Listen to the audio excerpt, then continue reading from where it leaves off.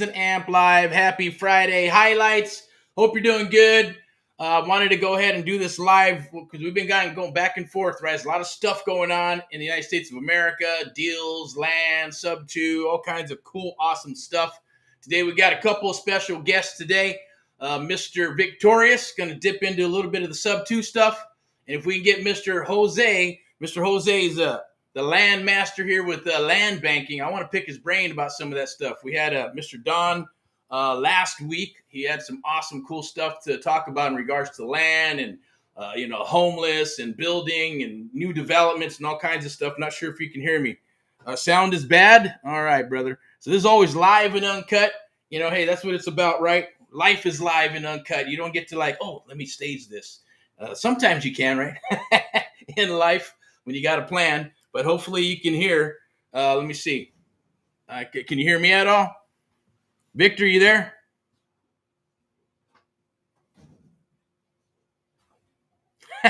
Okay. All right. Hey, you want to tap in?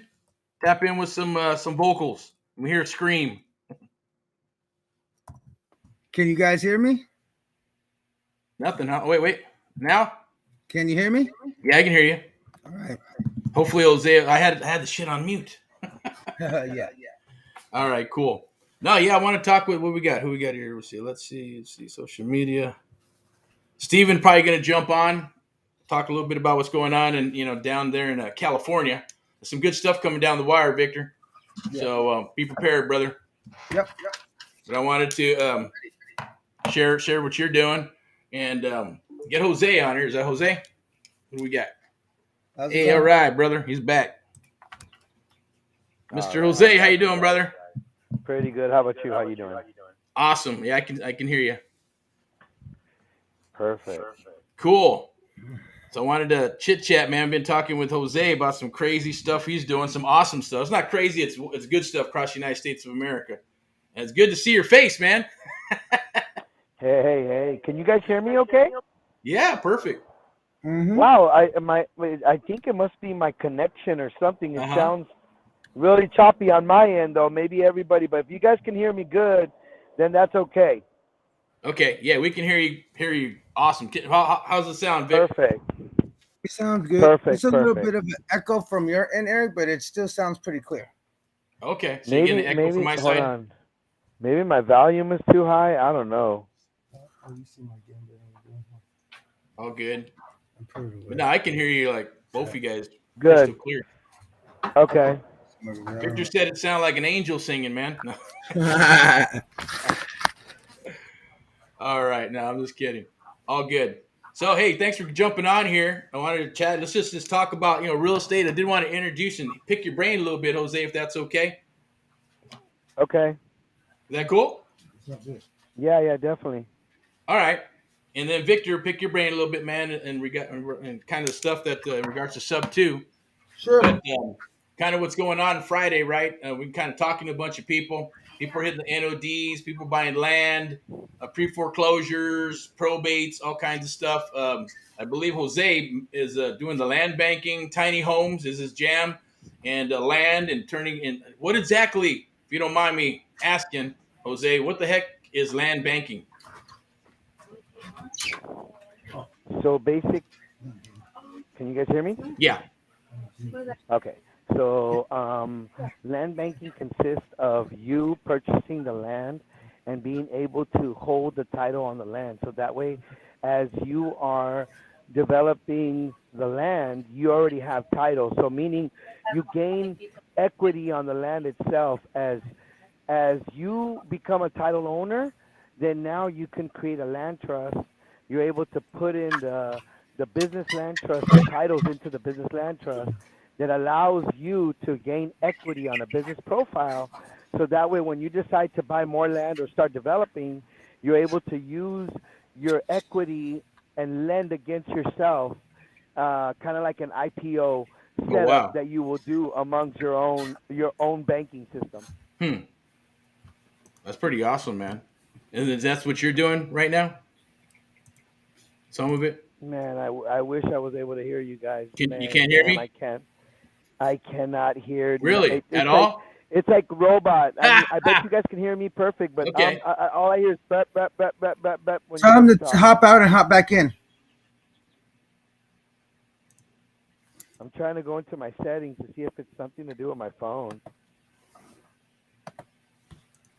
Okay. But if you didn't get that, well, I think I could hear it pretty clear. Let me go ahead and Okay. I wanted to. Is it okay to?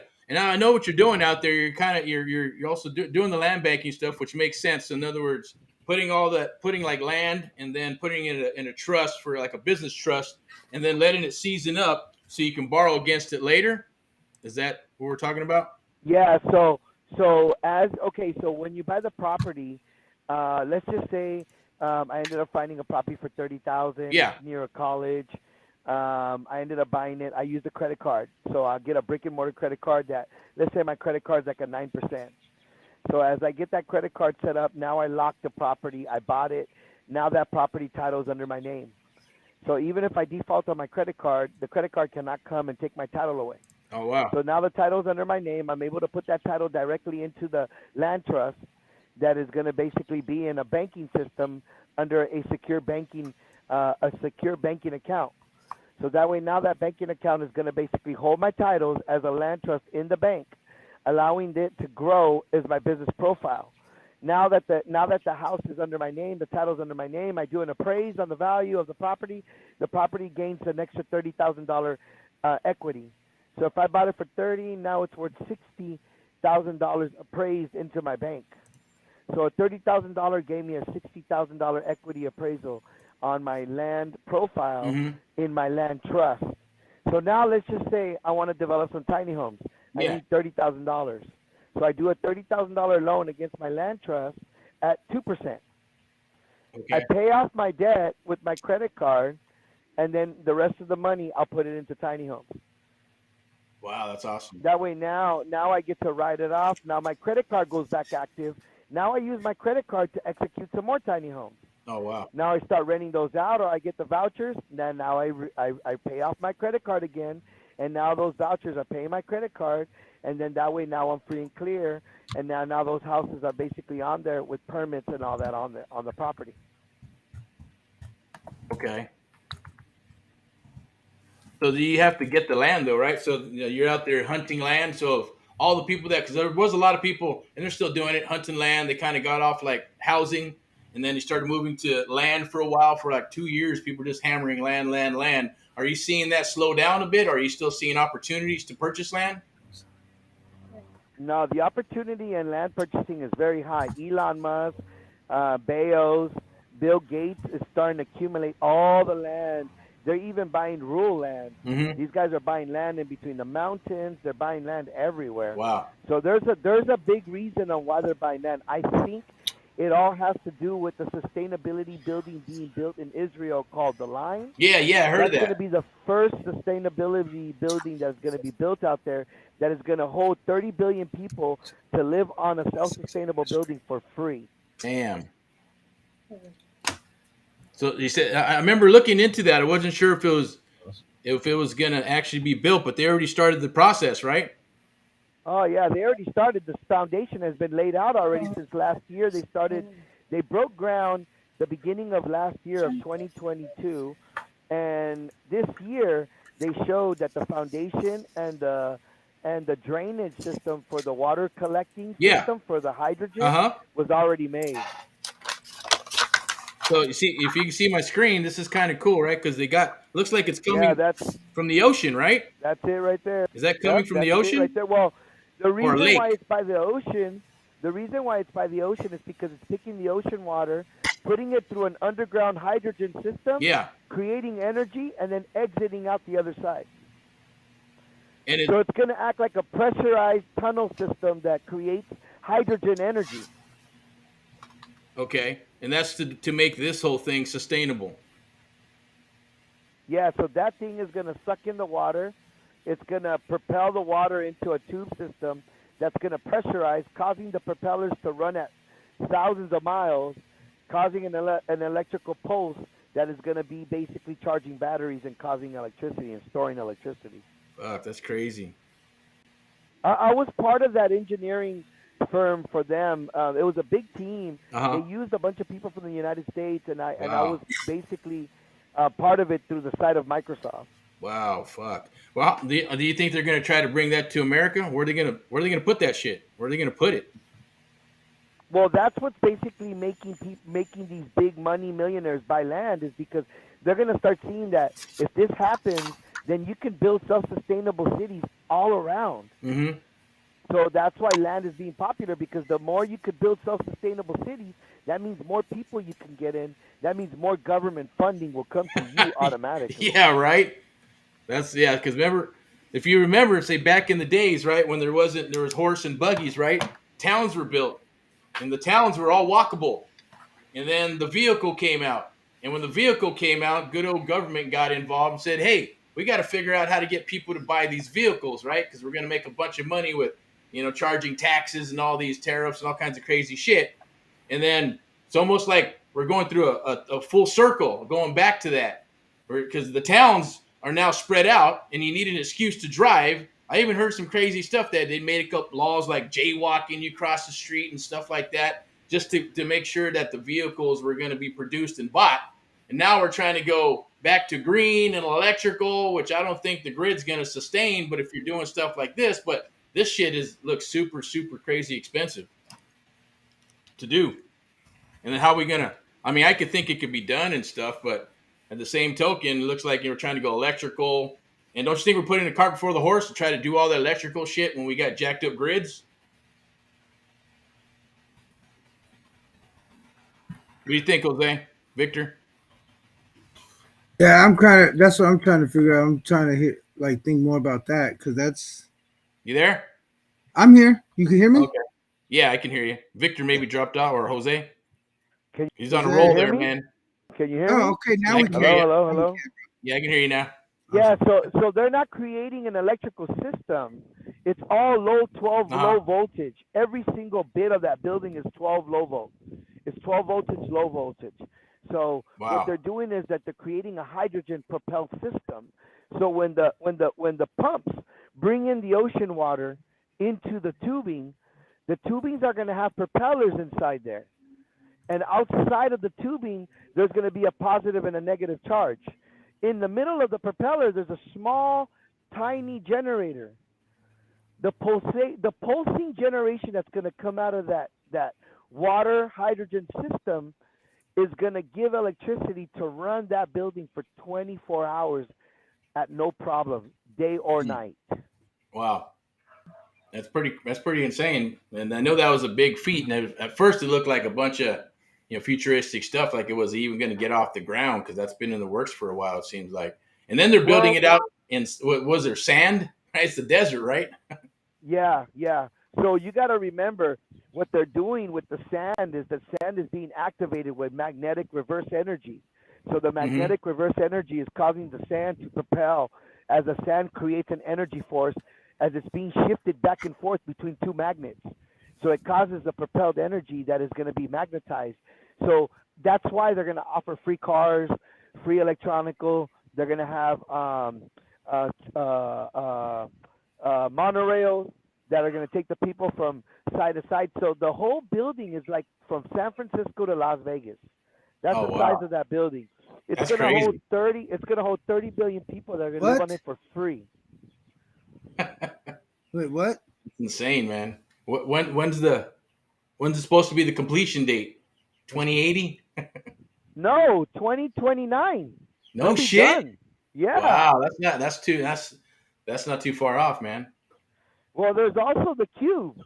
There's two of them being built: the Cube and the Line. Both of them are being built right now. Cube. Yeah.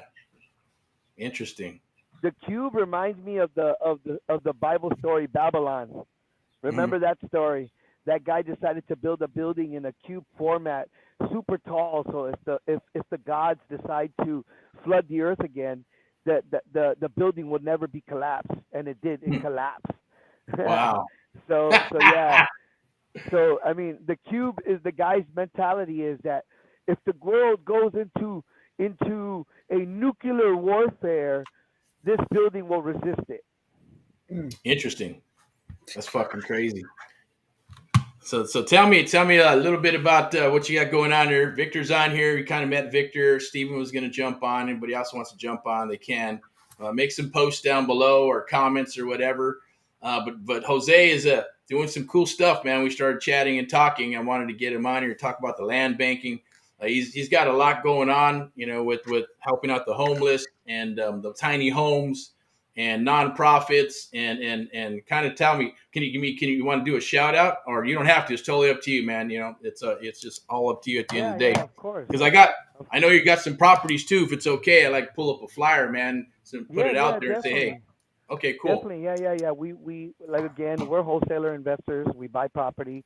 We use our property to house the homeless, all homeless. So we also house foster kids, teenagers, exchange students, battered women, battered males, families, homeless veterans, homeless individuals, and homeless families.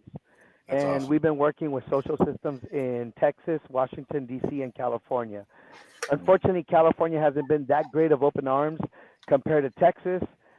Texas has already given me services, benefits. They're registering my company to become a food bank organization solicitor, and also getting connected to most of the counties of Austin, Wichita, and Dallas, Fort Worth on their homeless social system. And we've already done an MOU with their homeless social organization and their homeless housing authority. So we've been working in those aspects. We already bought a few houses that they're already being revamped right now for the homeless. We have 2 houses in Wichita, and then we've purchased a few more houses as investments, so that way we can either find investors that want to be able to do the same, or just they want to buy the house and use it for other purposes. Gotcha. Today, I just sold a piece of property. I sold it for $45,000. I ended up buying it for $29,000, and cool. it had 2 houses on it. But the lady that bought it is gonna do a safe house for battered women. Oh wow. And she already got a grant for $140,000. Now What? it's just using that grant to develop the property now. Okay. Did you guys help her with the grant, or did she come up with the grant, or already had it? No, Or so what? what I did is I wrote her a proposal letter for use of grant. She submitted it to the grant. So, for instance, when there's a grant being offered, there's always a grant agent. So she submitted that to the grant agent. The grant agent received it, reviewed it, gave her a call back with the email, consulted with her, found out what is it that she was doing, realized that she was going to the wrong department, guided her to the correct department, Yeah. gave her a guideline to write the grant itself. I put the grant into the AI protocol. It wrote me the grant. I gave it to her. We edited it. She submitted it, and she got the grant. Wow. Awesome, man. Yeah, congrats on that. That's fucking badass. So that's pretty much Always yeah. the letter of proposal for grant is important, because Okay. a lot of the people submit grants and they Yeah. go to the wrong department, and the department won't even contact you.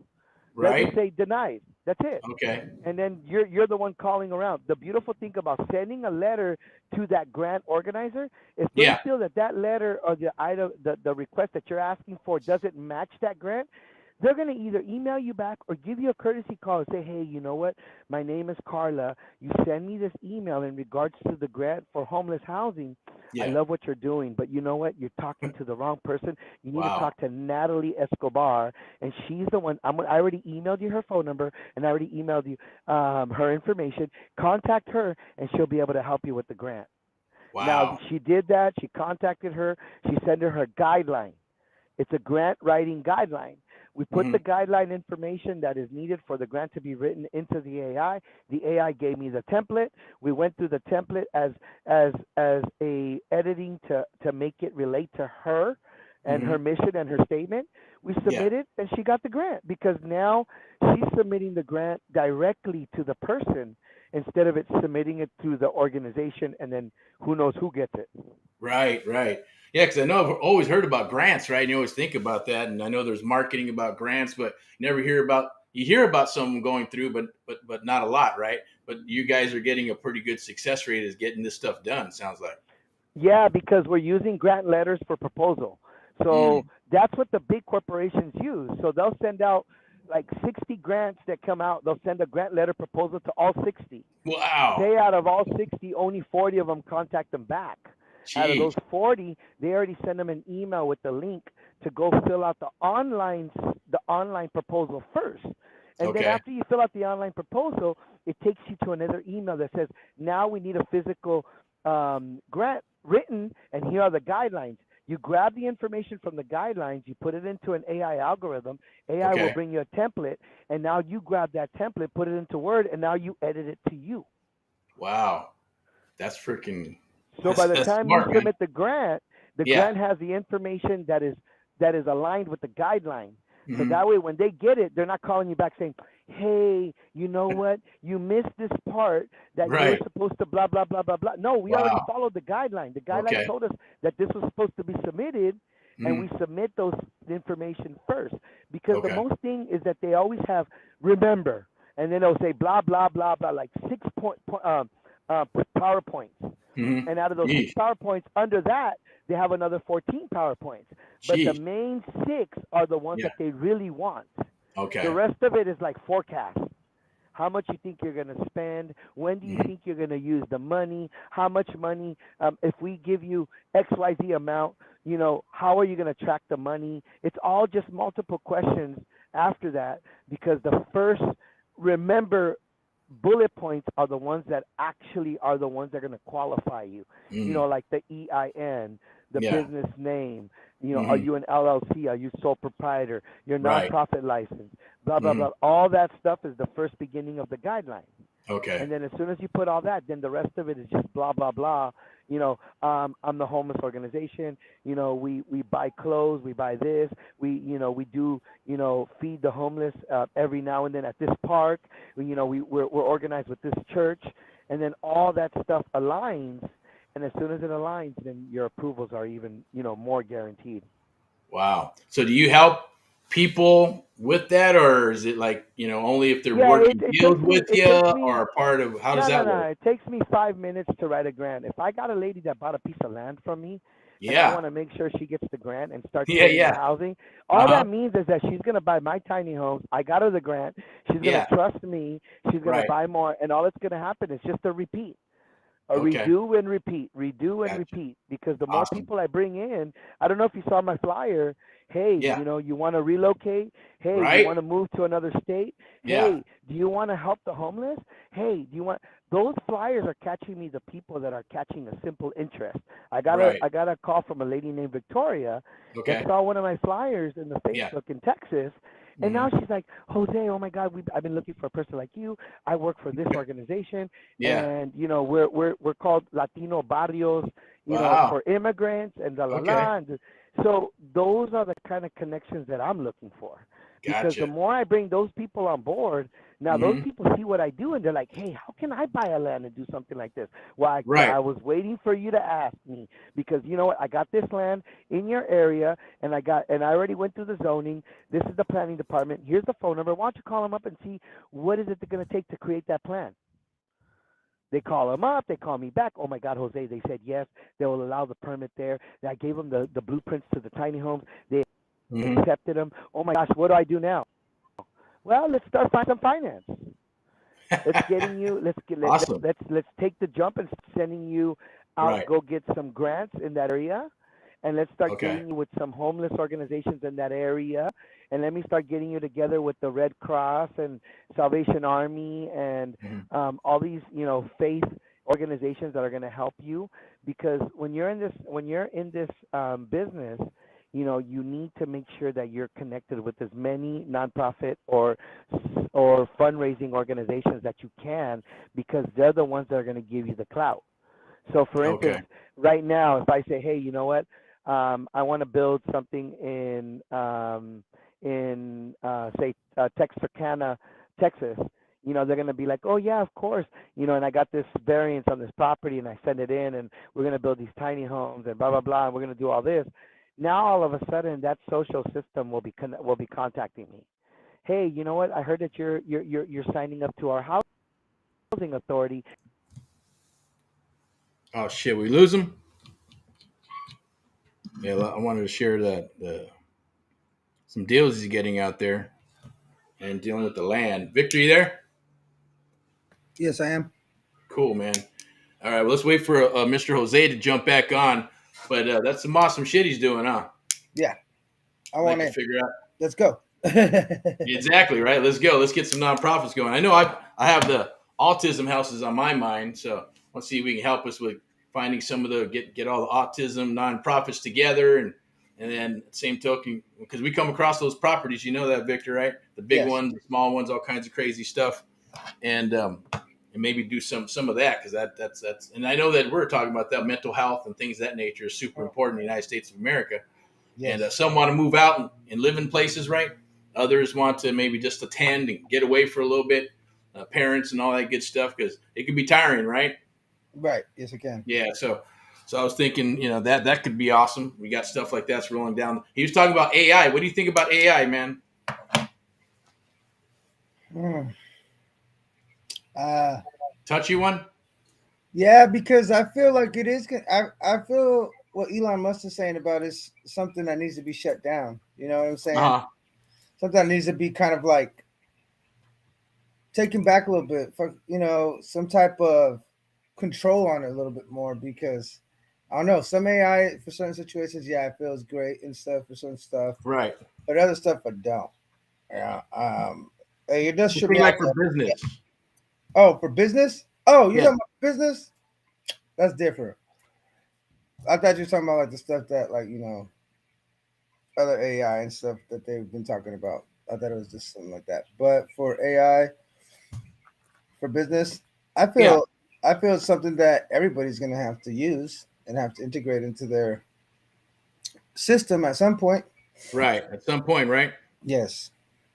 I mean, you And have that's to what's go good. with it. You have to go with the changes if you want to stay relevant, if you want to stay competing and want to stay, making money and growing your business. Right. Whatever comes is something that you have to pivot and shift and adjust to and learn to adapt to it. And Right. you've taught me that is adapt or perish. I hear you. Yeah, because I've been hearing a lot about AI and it's working for their systems, SOPs, Yeah. chat bots, and trying to work deals and text and all that good stuff. And I guess you plug it in and you go from there, right? Right. And which I know that Jose is really big on. Hey, how's it going, Sanchez, Mr. Steven? How you doing? How's it going, sir? Cool. Trying to figure out how to log into this. All right, I can barely hear you. I want to up the volume a little bit. Can you hear me now? Barely. Barely. Mr. Talking with Mr. Jose, talking about land banking and some other awesome stuff that he's doing. And then Victor, we're talking about AI. I heard it on Facebook. Okay. Yeah, I heard it on Facebook Live. But I didn't realize you sent me the link. Oh, okay. Sure, no problem. Yes. Yeah, I can barely hear you. Really? Yeah. Test. Check 1 2. Check 1 2. But it's all good. Thanks for jumping in, man. And yeah, Steven's out there in mid California. He's out there hunking and chunking, doing his thing, getting him up and running.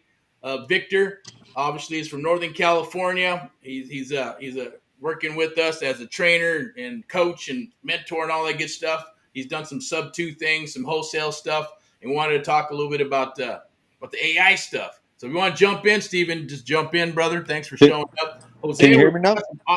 Go ahead. Can you hear me better now? Oh, yeah, there you go. All right. Awesome. I had you on a Cool. speaker, that's why. Okay. Yeah, sorry. So you remember Victor, right? Yes, sir. Hi, Awesome. Victor. How's it going? It's going good, man. It's going good. How about yourself? Good. I just right here getting home. Yeah. Okay. Yeah, we got some stuff rolling down the wire there. It's hot and heavy in your market, brother. So it's kind of weird. We have an escrow lady that we work with, and she, I think, sent us something that's not for us, but it's kind of weird, right? Maybe it's the universe, man. It came from your area, brother, Steven. Really? Yeah, but it was meant for someone else. But it was an agent, a buyer, and a seller, and it came from your area. And I'm going, oh, somebody must have got the house, fixed it up, and rehabbed it, and Okay. then listed it, and then sold it retail, and it's like in escrow right now. Oh, wow. Yeah, 200 and I think 79,000 or something like that. Do you know the street name? Not, I'll send it to you through Okay. the group. I'm gonna Yes. share it with you. Check it out so you know where it's at, right? All But right. yeah, I remember it was kind of weird. It popped up. I go, what the hell is that? I We go, should what's going close on to here? I don't think his we It's a sign, bro. I'm telling you, it's a sign. right. yeah. I mean, we could use it as a compass. It close to where, there's other stuff we're looking at already. Is it in that same vicinity, like the area? It is. It's Oh, like so right in that's the section. There's a nice little pad. They did a good job on it. And I look at that and I go, oh shit, okay. I don't remember us writing up any offers in that area. right. Well, that's cool. Yeah, no, and I think Steven found some stuff like what was it? It's a commercial property, right? I believe it was a commercial property with what was it? Something down below, and then there were some apartments on above, right? It's a one apartment, it's a one apartment up top. It's I think it's a 1 bedroom, 1 bath, and then it has the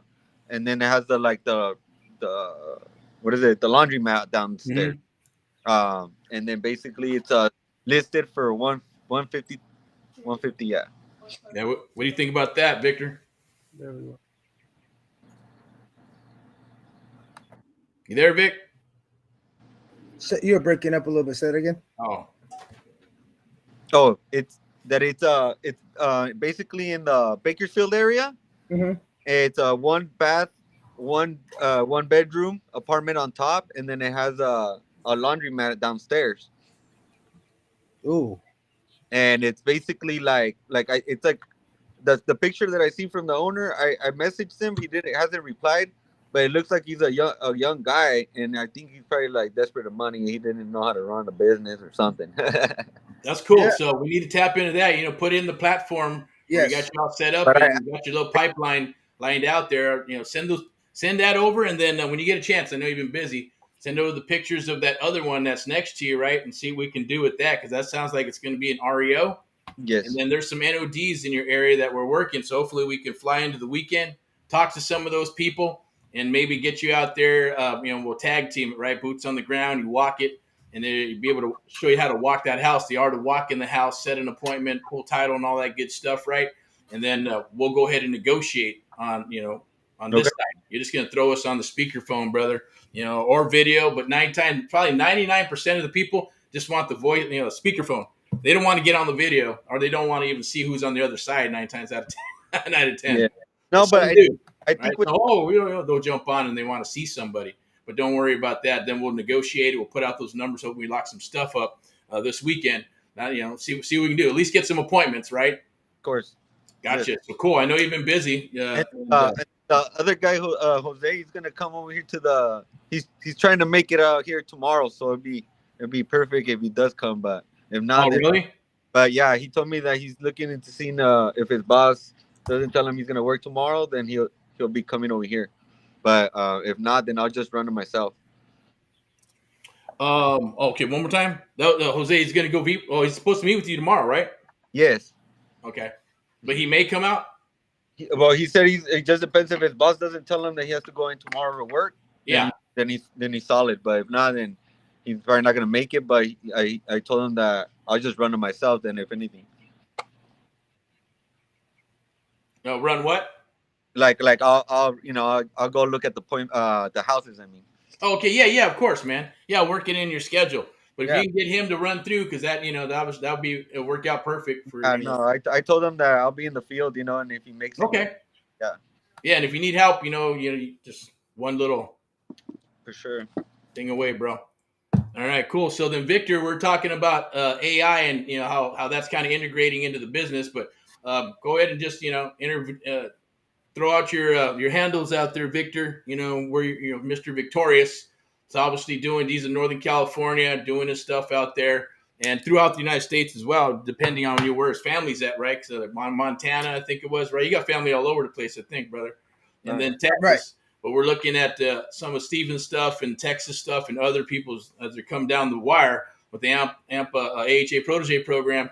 They're going to get Steven rocking and rolling. So he's showing up, man. That's like 90% of it is just show the fuck up, right? And we'll start showing that you want something. Then, we're going to work with you. And Victor, man, tell us a little bit about what you got going on. I know you're wanting to move into the single family, want to move into like the multifamily stuff, man. And you can share a little bit about that and share about how Subto actually came to the table for you. Yeah. We'll start with the Subto because that's kind of like where one of my first biggest milestones like changed from after doing my first wholesale deal. The next thing was to take down a property subject to. Yeah. So I mean, it was just like any other lead. I was working it and stuff. It was during the summer, and I was making calls, and somebody picked up. The owner picked up, and they were at a concert. And they were like, "Hey, can you call me tomorrow, and we could talk about this because it sounds very intriguing what you have available for me." Yeah. I'm like, "Sure." So we talked the next day, and we're talking. She's telling me about the property. So is her husband.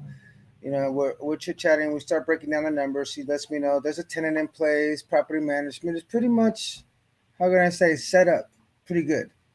And we just started talking. And it went from okay, I was gonna wholesale it, but as time passed on, I was just like, I'm showing this to some people, and they're like, no, no, no, no, and I'm like, let me show you what you can do or how you can do it, and they weren't understanding. They weren't listening. They're like, no, you can't do that. So then we did it. Like we went subject to existing finance. We took over Subto. We gave them, some cash to walk away. We took over the property, put it into a trust for legal and tax purposes and stuff like that. And it was something really, really different for me to do it that first time. I was just like, this is crazy. It's like I obtained a property for less than what I would have put a down payment on it for if I would have tried to actually buy it regularly. Right. That's the thing. And without credit, any of that stuff. Right? Yeah, without credit, without anything. Okay. It was just like, yeah, we had just closed something previously, and I had that money, and then instantly the next thing was that, and I was just like, wow, like this is what I wanted in the beginning. Anyways, we started obtaining properties and stuff, and doing it in a way that it wouldn't affect my credit, my personal life, and everything, stuff like that. And really, at the end of the day, it was really not so much for me to say, oh, look at, I own all these, and this is all mine. From the gates, has been to build wealth and a stable future for my children. Yeah. Wow. And that's what it's all about. So being able to, do that has been a big change and a big factor in my life and stuff. And I enjoy Subto. Like everything I look at now, I look at it Subto. Yeah, I know, we usually look at it wholesale or fix it flipper or something like that. But my go-to is Subto. Right. How can I get this? Yeah, how can you get it? How can I make this mine and get some cash flow? Right. How can I add to the net worth and, grow it? Yeah. And if that doesn't work, then hey, we got a bunch of other strategies. Right. And that's a good thing that I've learned with you. Awesome. We've been through so many different strategies. Like it's crazy. And like every deal is different. Right. The land deals to the bunker pad properties that we came across to the guy with hundreds of properties and stuff like that. Excuse my language. Like a tape. But I mean, it's just every deal and everything is different. And for me, Subto is what I enjoy most. But I can't say that every other strategy is not just as valuable because they all are valuable. Yeah, they all have their place. It's like everything comes into the funnel, like I always say, right? Comes into the funnel, goes straight down, and then you got to spigot, right? Subto, is it going to be an option? Is it going to be, a wholesale deal, fix and flip, buy and hold, Airbnb, assisted living? Where can it go? And sometimes you pop out the bottom and you get a bunch of dead leads. They're like, hey, maybe, okay, that's not going to work, Maybe it's better for an agent or a broker. And then you just kind of nurture it and, people come back, right? There's money. As I always say, there's money in the follow-up, magic in the follow-up. So just following up.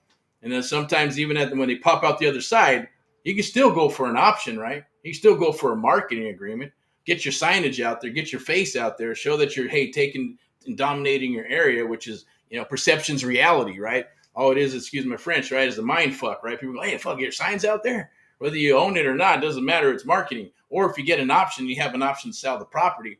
They're going to sign that. It's in the agreement, right? That you're going to allow us to market the property, put a lockbox on there and do all that other good stuff. But we're going in as a principal, not as a real estate agent or a broker. If you are a real estate agent or a broker, you have to disclose. And as long as you're doing that, then even cover your butt, right, with a CYA letter so they know exactly who you are because they're going to see you coming in as a professional. even if you're a real estate investor, you are a professional, but a different side of professional, right? You're a professional outside that square real estate box.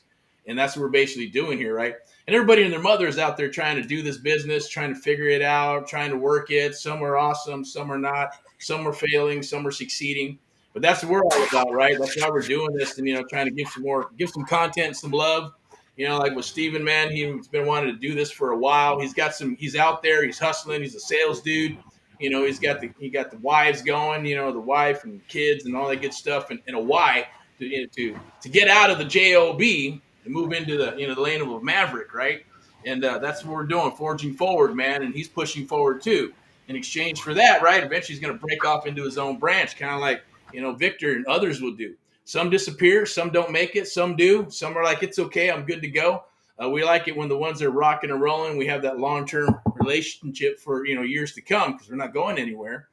But that's what's happening. I know that Steven wants to do that. I mean, even you or others that are watching this video, go back and watch the whole thing, and look at it, and then get those juicy nuggets and those pro tips, just like Jose is doing land banking, right? I always just used to toss away land. I know how easy I could probably get it and find it and then lock it up. And I'm like, okay, well, what the hell am I going to do with the land, right? It's some dirt. I'm going to pay the taxes on it. And what do I do with it, right? That's always been my thing. And now that you can survey it and do all kinds of cool stuff, right? But it's always been, the property, something you can touch and smell. You can touch and smell dirt, right? But then you just own dirt, right?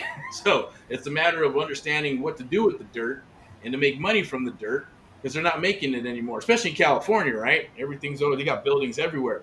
So Right. thank Jose for doing that. Wanted him to drop his channels and all that good stuff. So if, he's helping people with grants and all kinds of stuff and AI. He's awesome at that stuff. And there is a property. I think I'll throw it up here just for shits and giggles if somebody sees it. And for you guys too, check it out. And I don't know if he's willing to, pay a referral fee or whatever on this, right? This is Texas, $55,000. I think he bought it. I'm not sure what he bought it for, but I know the ARV is higher than this, and it's just a little fixer upper, man. I believe it's Post Texas, right?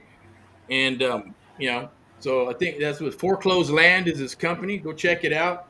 He's all into that stuff, with the nonprofits and tiny homes, but he just started buying some stuff, right? Got this to continue with some capital and roll some money into some properties and roll it back out. Is what he's doing. He had some crazy property in Chicago. I think it was $9,000 he was offering. I think so. I forgot what they offered him, but someone picked it up because they wanted to do the nonprofit thing, right? You're gonna buy it, do the nonprofit thing, get some government money, and fix it up and flip it and all that good stuff. Or not flip it, but keep it, right, as a cash flow property, which is stuff that eventually you guys or anybody who's seeing this is gonna want to do. For us, it's just, hey, let's get in, fix and flip, buy and hold. The assisted living, sober living, all that other good stuff, autism houses and things of that nature. Or like we're talking about, Steve and Victor, right? The house hack, right? Stack them high. No, I'm just kidding. Just get people in there to rock, right? Right. All right, cool. I'm going to go ahead and change this out. Did we lose anybody? We're all good? You there, Steven? Maybe we lost him. I'm here. We good? Okay, cool. No, I'm here. All right, awesome, man. My mic. So, all right, Mike died. All right, cool, man. Any questions? Anybody want to talk about some stuff? Obviously, we're going into the weekend. It's Friday highlights. Foreclosures are still rocking and rolling. They're going to hit all those extra areas in your area, Stephen, right? The outside, all those little cities, including the center parts that we're talking about. I know it's not too far to drive. Go ahead. Say yes. I did wanted to jump on here and mention that I was able to talk to the broker. Remember I sent you that card? Yeah. Yeah, well, basically, I saw him taking pictures of the house and everything, and so I walked out and I told him, hey, so what ended up, I introduced myself and everything, and I just told him like, hey, we were looking into this property, but it looked like it was on an auction and everything, so, what ended up happening, and he just like opened up, he looked at me and he was like, well, are you interested? And I was like, well, we're just kind of curious, like how it really looked inside and everything, maybe. Yeah.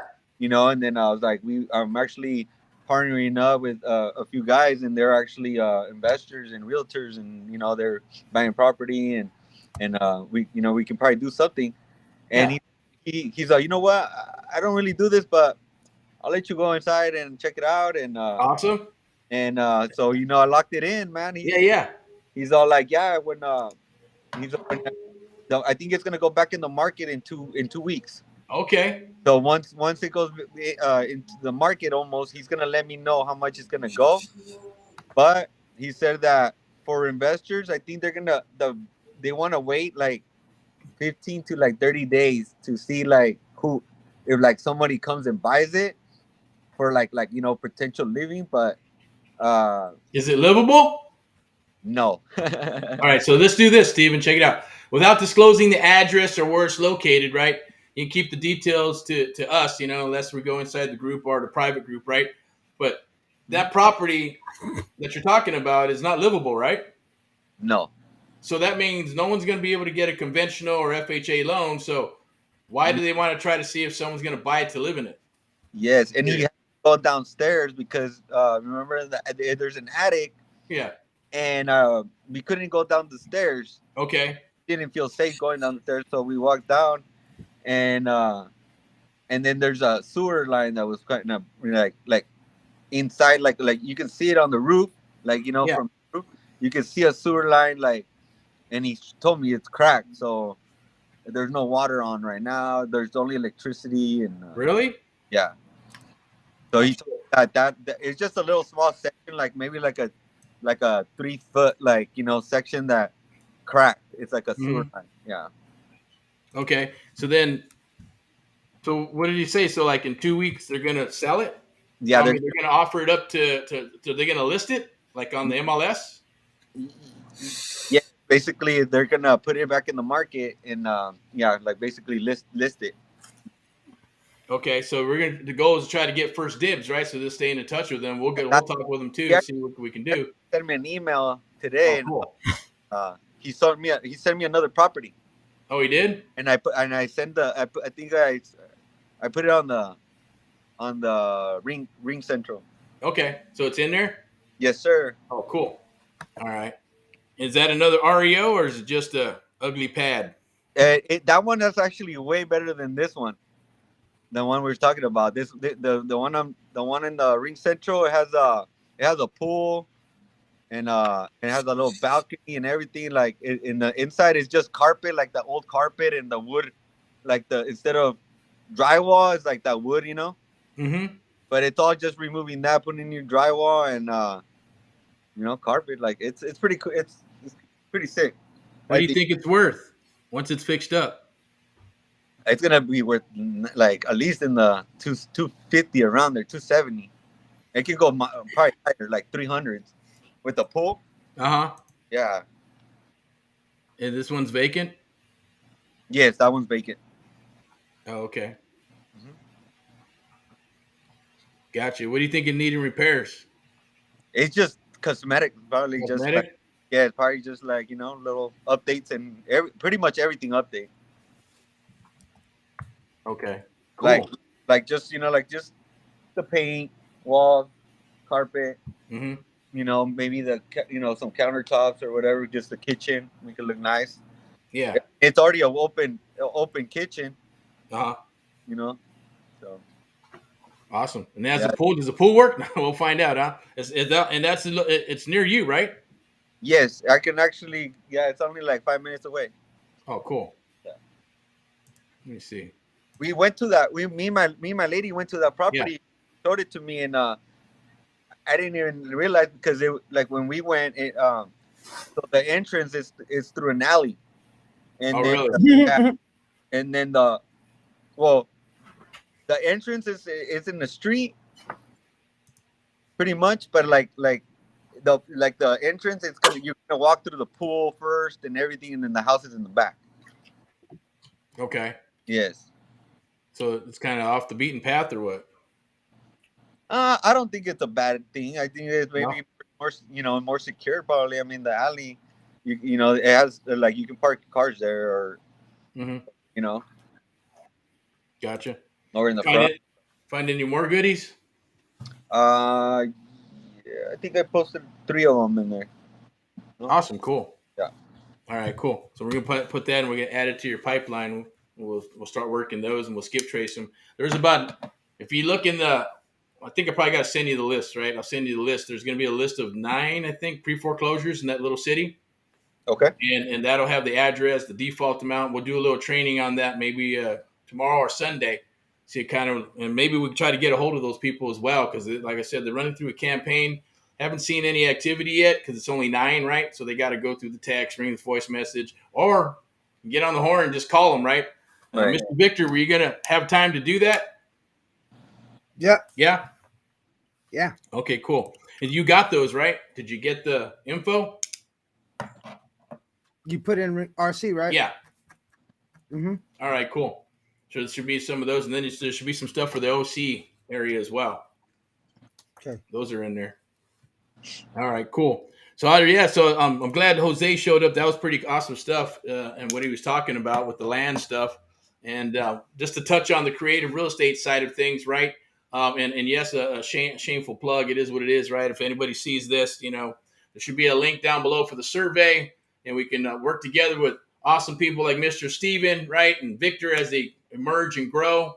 And we're just taking on more people across the United States of America, and to help our fellow Americans get into this business, man, right? Maybe you can tell me a little story too in a second, Steven, because I know like you've been wanting to get in this business. You got some stuff rocking and rolling, and I know you do some other things, right? You throw those shout outs out there, man, because I know you're doing some solar stuff, you do some insurance stuff, and you're working with people. So all that works together with real estate at the end of the day, right?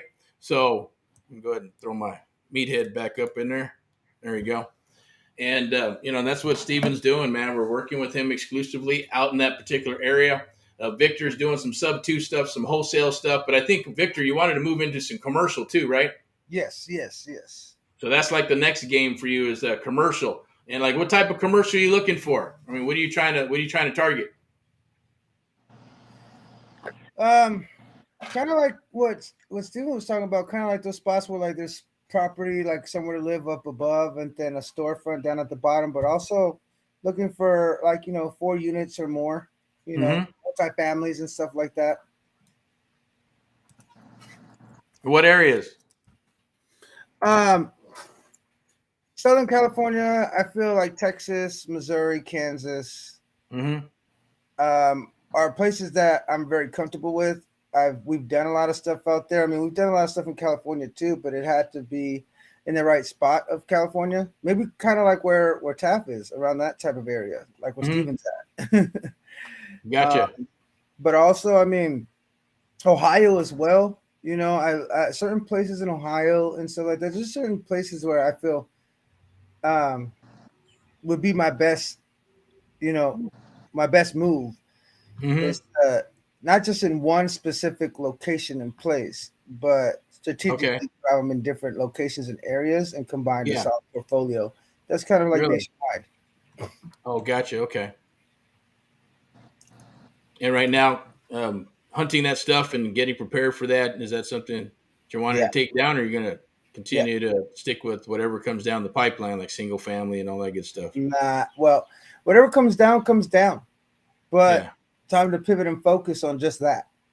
Oh, okay. Gotcha. That makes sense. Yeah. That's what I want. But like I said, and that but is not too big, because if something does come across as a single family or something, even if it's a 2 unit or something like that, or some land, how it is, we're gonna grab it up regardless. It doesn't matter. Right. So just because something that's a single family just comes down the line doesn't mean me or you or anybody will disregard it on our team. Definitely, because definitely looking for properties no matter what, right? And that some of that awesome stuff, cash flow is coming down the wire, and we're being able to look for some of those things and going sub-2. I always say go sub-2 no matter what, right? Because obviously you can still wholesale subject to existing financing. You could still take it down, because then when you're doing the numbers and you underwrite that stuff, we talk about all the time, man. You got to underwrite the numbers like if you're going to buy it. Because if you wouldn't buy it, what makes you think someone else is going to buy it? But like we're talking about the sub-2 stuff. Remember that, right? What do I got here? What is that? Is that the Facebook thingy? Okay. That thing came up. Oh, wrong screen. All right. Let's do this.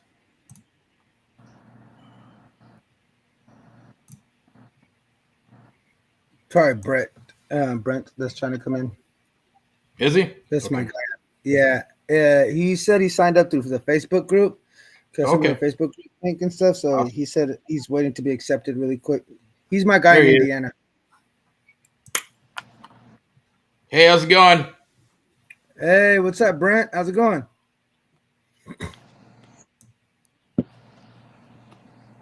He should be in there. You see him? I seen him for a split second. Yeah. Okay. Did you hit him up? Brent, you there? Maybe it's his mic, right? Yeah, I told him to mute himself too while he came in. No worries. But you can unmute yourself really quick, Brent, if you want to introduce yourself to everybody on the stream and stuff. You can say hello. Feel free to do so right now if you want. Awesome. Disappear? All right. Okay, he's saying he's in. He's good. All right, no, I think we can continue. Yeah, we can continue. Okay, cool. All right, cool, man. So where we leave off, right, is sub two existing financing, subject to existing financing, right? Yes. It's out there. There's a lot of stuff out there, right? There's a lot of programs. There's a lot of things going on. There's a lot of noise. But at the end of the day, right, it's all about hyper focus on one thing, right?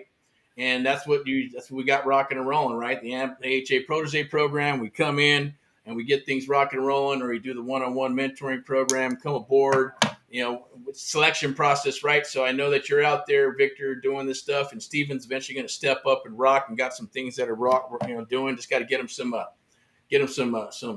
guess activity, right, and some direction moving forward and some credibility at the end of the day. He's going to piggyback on whatever we got, right? AHA, American Top Americans, Amp Live, all the good stuff. That's how we're getting in the door. But that's the great thing about it, right? Because I know that Steven, has been wanting to get involved in this for a little bit and just needed some direction, man. So, knock on wood, he's been persistent. He's been following up, and here we are, right? Now he's on some videos here. We're gonna be rocking and rolling. We're going to get them through the wire. We're going to hopefully we're cutting in some checks, right? Because that's the goal here, right? Let's cut those checks at the end of the day. And I know that it'll happen, especially in these areas, if you just keep rocking and rolling. Now, I know you got inventory that's in the pipeline, Victor. So let me know if you need some help or whatever. Then we can go ahead and do what we need to do, so you can make those calls, or we can run the campaigns. If something pops up, I'm going to get in touch with you. I know you got some other stuff rocking and rolling on some other businesses that you do. This evening. So, what's your schedule look like this weekend, man? We can, get together, because I know Steven's probably going to need some help, boots on the ground out there. We'll help over here on this side, with the calls and the text and Ring's voice message and setting up some appointments, submission. Mission is the submission and all that good stuff, right? But there'll be some links down below. So whether you join this video or you see it in the group or you see it anywhere floating around out there and, in social media land, click the link. It's an Amp Live survey. Tell us a little bit about yourself and to see if we're a good fit, right? And then join the group, Facebook group, because we're going to go live inside the Facebook groups and actually do some trainings and teachings. And Victor come in here and, share some of his stuff, and whoever else wants to come in can do that and bring the deals to the table. Like Jose, right? He had some of those Texas deals, some Detroit deals, and, pretty crazy looking pads. But hey, there's a buyer. It shows you right there, right? $9,000 and the property's gutted, man. Right? And I believe he sold it for $7,000-8,000 or bought it for $5,000 or $6,000. I don't know. Made a couple of bucks, right? But his thing's a little bit different. He'll sell it, make a couple of bucks, and then maybe they can get it tied into the nonprofit thing, right? So that shows you, right? There's buyers for everything, man. Yes, so it depends on what your niche and what you're going to be comfortable with, right? Like Steven, I don't know what his, what's he going to be comfortable with? What are you comfortable with, Steve? Victor, and anybody else who comes aboard works with us. Some people just want to go straight to commercial, which is fine. You just got to do more work, right? And you got to understand the business a little bit more, and you got to go with whatever. Everything works. Every type of marketing works as long as you hyper focus on what you're doing. Works. You just gotta focus and not give up, man. And just like Victor, right? I know you're doing your thing. And, I guess what I'm trying to say is, man, it can happen, right? You get off the horse, get on the horse, get off the horse, get on the horse. And it's just a matter of just hyper focusing and sticking to it. Right. But, go ahead and, if you would, man, because I know I know you're going to be on here a little bit more. And then until we get Steven up and running. Marcos couldn't make it in Texas, Mike and a few others. They're in different areas, Texas and Ohio. Got a young, not a young man, but whatever, middle age, right? But yeah, things out in Ohio, and believe it's in towards Alliance or Youngstown or whatever. But there's going to be some good stuff out there. I'm going to share something with you guys now. Do you guys want a tire company or a tire shop? It's got a tire shop for sale, man. Yeah. Yeah, on about 1 acre. I'm not going to pull it up and stuff, but I'll share it with you guys later on. A tire shop. Okay. So it's near a prison and even an airport, but I think the airport is debunked, right? I don't think it's working. But I think it's an acre land. It did show 12 acres, and it did show some. It was the house. There's I believe a 2,000 square foot house, but it comes up as a 1 bedroom, 1 bath, right? So 2,000 square foot property. It needs some work, right? So that could be built out, and then the rest of it on the other side of the freeway, there's like a tract of houses, not new ones, right? But you can tell that they took that 1 acre and you could build a bunch of pads, right? Yeah. So why couldn't do the same thing? The only thing is that on that patch of land, there's a lot of trees, man, right? You'd have to do some demo and tear down the trees and all kinds of other crazy stuff, and then survey it out and try to sell off the plat maps or surveys, right? But it's pretty cheap. I think like 64 grand or something like that, and maybe even cheaper. And I think the ARV, 100 and something thousand bucks, right? And it comes with the tire shop. I don't know if the employees are going to stay or what, right? Because you have to get people and all the what do you call it? And I think there's some semi trailers and stuff, right? So there's a lot of juicy stuff out there, right? And I know Victor, you're always finding some crazy stuff. Mr. Sanchez is finding some cool stuff. I'm curious to see that laundromat, man. I want to see that. I want to check that out and see what we got going on there, and eventually start getting on the horn in his particular area. So I guess without further ado, I'm going to go ahead and wrap up. Unless you got some questions, unless you want to bring some stuff to the table, something we want to talk about. Victor, Steven? Yeah, I do. Since Brent was starting to work on the comic book type thing, because I'm doing the comic book business and the collectibles and stuff like that. Oh shit! Yeah. So he hopped in and stuff like that. Okay. He's very intrigued in learning about real estate investing. Cool. For the better part of me knowing him, we've talked, and he told me that he was thinking about being an agent. I told him, that's cool. Agents, have a place in the real estate world. Obviously, of course, they have to list and do everything, but maybe that it'd be more suitable for him maybe to hear the strategies that investors can do. Mm-hmm. Okay, so he was thinking of getting. Or Brent was thinking of getting a real estate license. Is that what you're saying, Victor? Well, 1 second. Sorry, 1 second. That was my little man. My little man came in here for a second. Had to just take him back in the house. Go ahead. So you were saying what? So Brent wants to do what? He wants to try to get a. He wants to get in the game. He wants to learn how to. You want to do a real estate license? He was thinking about being an agent, and starting to be an agent and list properties and go that route. I said that's a good option. I said, but just before you decide to commit to something like that, maybe you should hear the investment side of it and how investors work and what we can do and stuff like that. Because I told them they're different. Okay. We know that. Exactly. How long has Brent wanting to be? How long has he been wanting to do some real estate stuff? It came more to his attention from what I understand more recently, like within the last couple months or so. Mm-hmm. So and would you share with him?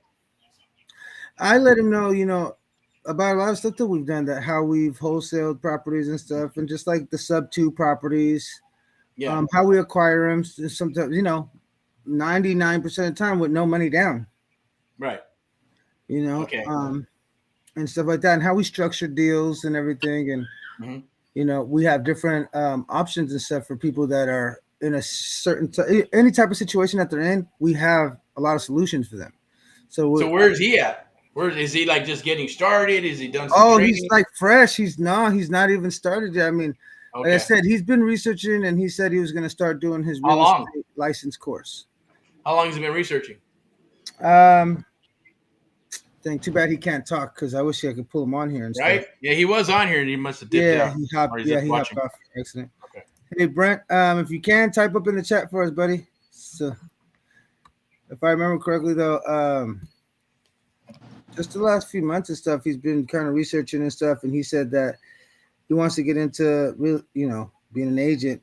Mm-hmm. And I told him, I just said, hey man, pretty much come check us out, come see what we're about. And that's what I was saying. Maybe we could talk about some of the strategies on what we do for like wholesaling and stuff like that. Kind of Yeah. break it down for him just a little bit if you got time.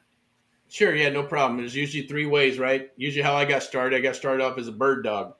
But Yep. nowadays, people don't talk really about bird dogs. We have a program. It's called the AHA Protege Program, right? And that's where we just, hey, you get in, we're going to work with you, show you what you need to look for. We'll do some trainings, put you, in the Ring Central GLIP. We're going to help you build a pipeline. The goal is just for that person, right? Just to go ahead and bring deals to the table, but you have to kind of know what to look for in a sense. And we're going to go through that training, right? So it's a simple training on just finding properties, figuring out what the ARV is and repairs and things of that nature. So it's usually starting off that way. And then you eventually would graduate into like wholesaling, right? And wholesaling just means, hey, that you're going to spend a little bit more time in trying to find those properties, understanding your ARV after repair value, right? Because you got to figure out what the property's worth.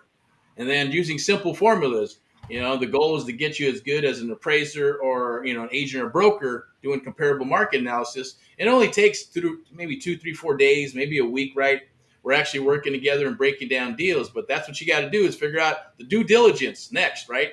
After you know how to find properties and you're kind of looking for all those ugly, distressed looking properties, and working with somebody like us or others, then you're going to want to move into going, okay, now I got to underwrite. Now I got to figure out how to use these little formulas to figure out, see if a deal is a deal. Because you'd be surprised. I talked to thousands of people throughout the United States, and sometimes they're like, oh, okay, do you know? I'd ask them, hey, well, I got a deal for you. Okay, great. What's the deal about? But they're wanting to get involved, and we're having maybe like a one-on-one conversation because they filled out the survey. Mm-hmm. And then we're finding out what they're doing.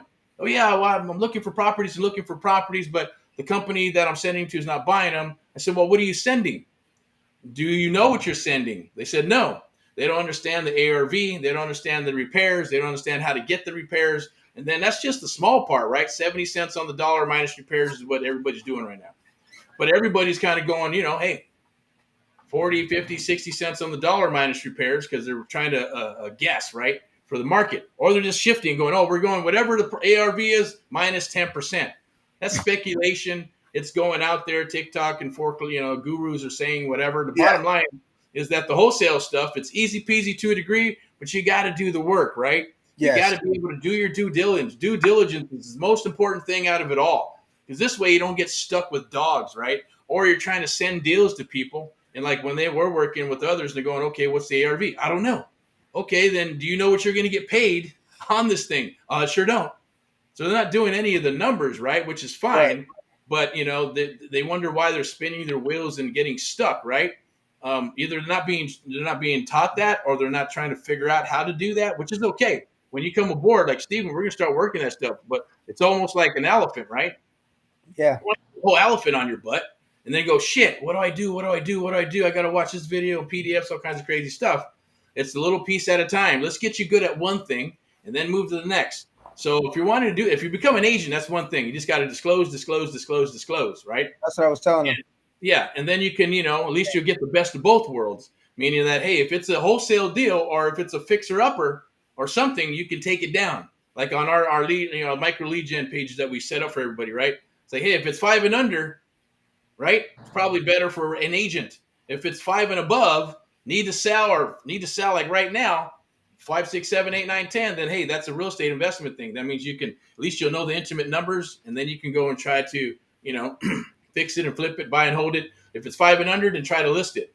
But you don't need a real estate license to do this unless you want one, unless you want to list properties, you want to work with buyers, you want to get involved in all that type of stuff. And, it's what I call the square box. We live outside that box. Wholesale, get in there, break down the deals, do your due diligence, talk to sellers, learn how to talk to sellers. That's the most important thing. Technology is great. 80% of it is you, 20% is technology, right? So when you're doing this, it doesn't matter what you got, text, rings, voice message, door knocking, whatever. The bottom line is you. People are going to buy from you because of you. You got to understand how to speak to the sellers, how to work with the sellers at Sales 101, tie downs, and the way we do it, right? Whether it's us or anybody else, make sure you're understanding the art of the deal, right? Some direct selling and high trust selling and putting them together. We call it the art of the deal. But wholesaling is the next step. And you get into that, writing the contracts, become a contract freak, right? That's what I did. Understand the clauses, understand what they mean. Study the contracts inside and out. If you don't know what the word means, look it up and Google it, right? So you know exactly what's in that contract. Because if a seller asks you, well, what does this mean? At least you're able to explain it to them, get across that rebuttal, right?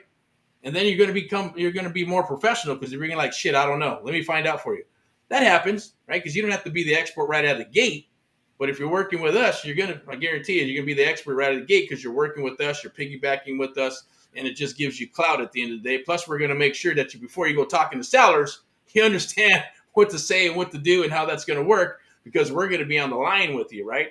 We're going to be downloading that information into your head, and then eventually you're going to get your aha moments, and then it's muscle memory. You do it over and over and over and over, you get better and better and better, become an expert.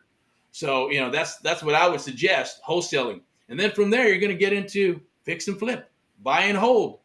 Do you need money? A lot of people, I need to save up my money. I got to get my credit rolling, this and that.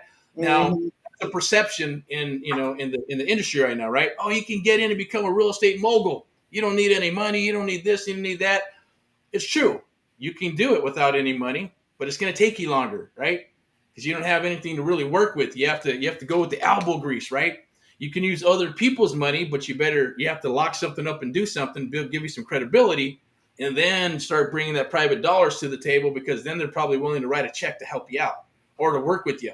Or you got an awesome deal, then you can sell it to an investor, because that's what wholesaling is going to be. You're just selling the paper. You're selling the contract. Every contract that you lock up is legally assignable unless it says non-assignable.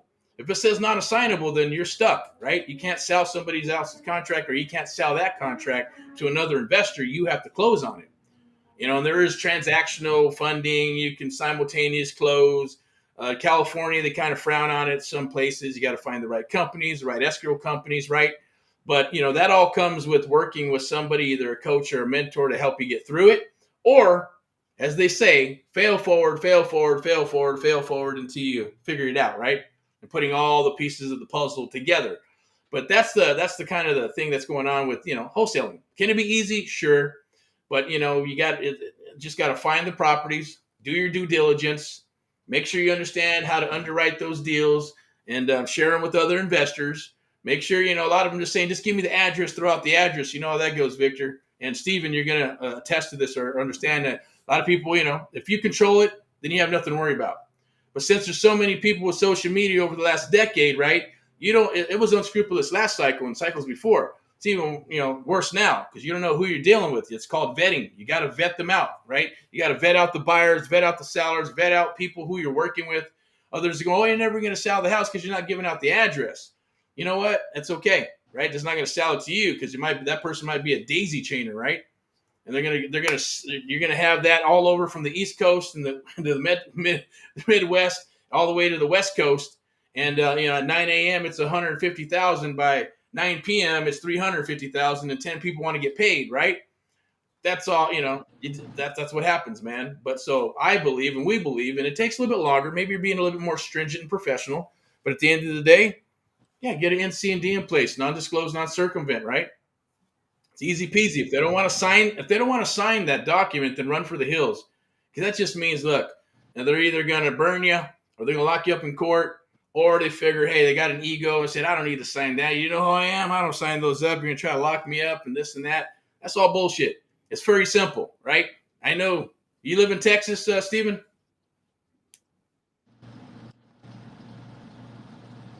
Victor, you live in Texas? No, I don't. Okay. No, I don't live in Texas. Jose, you live in Texas, brother?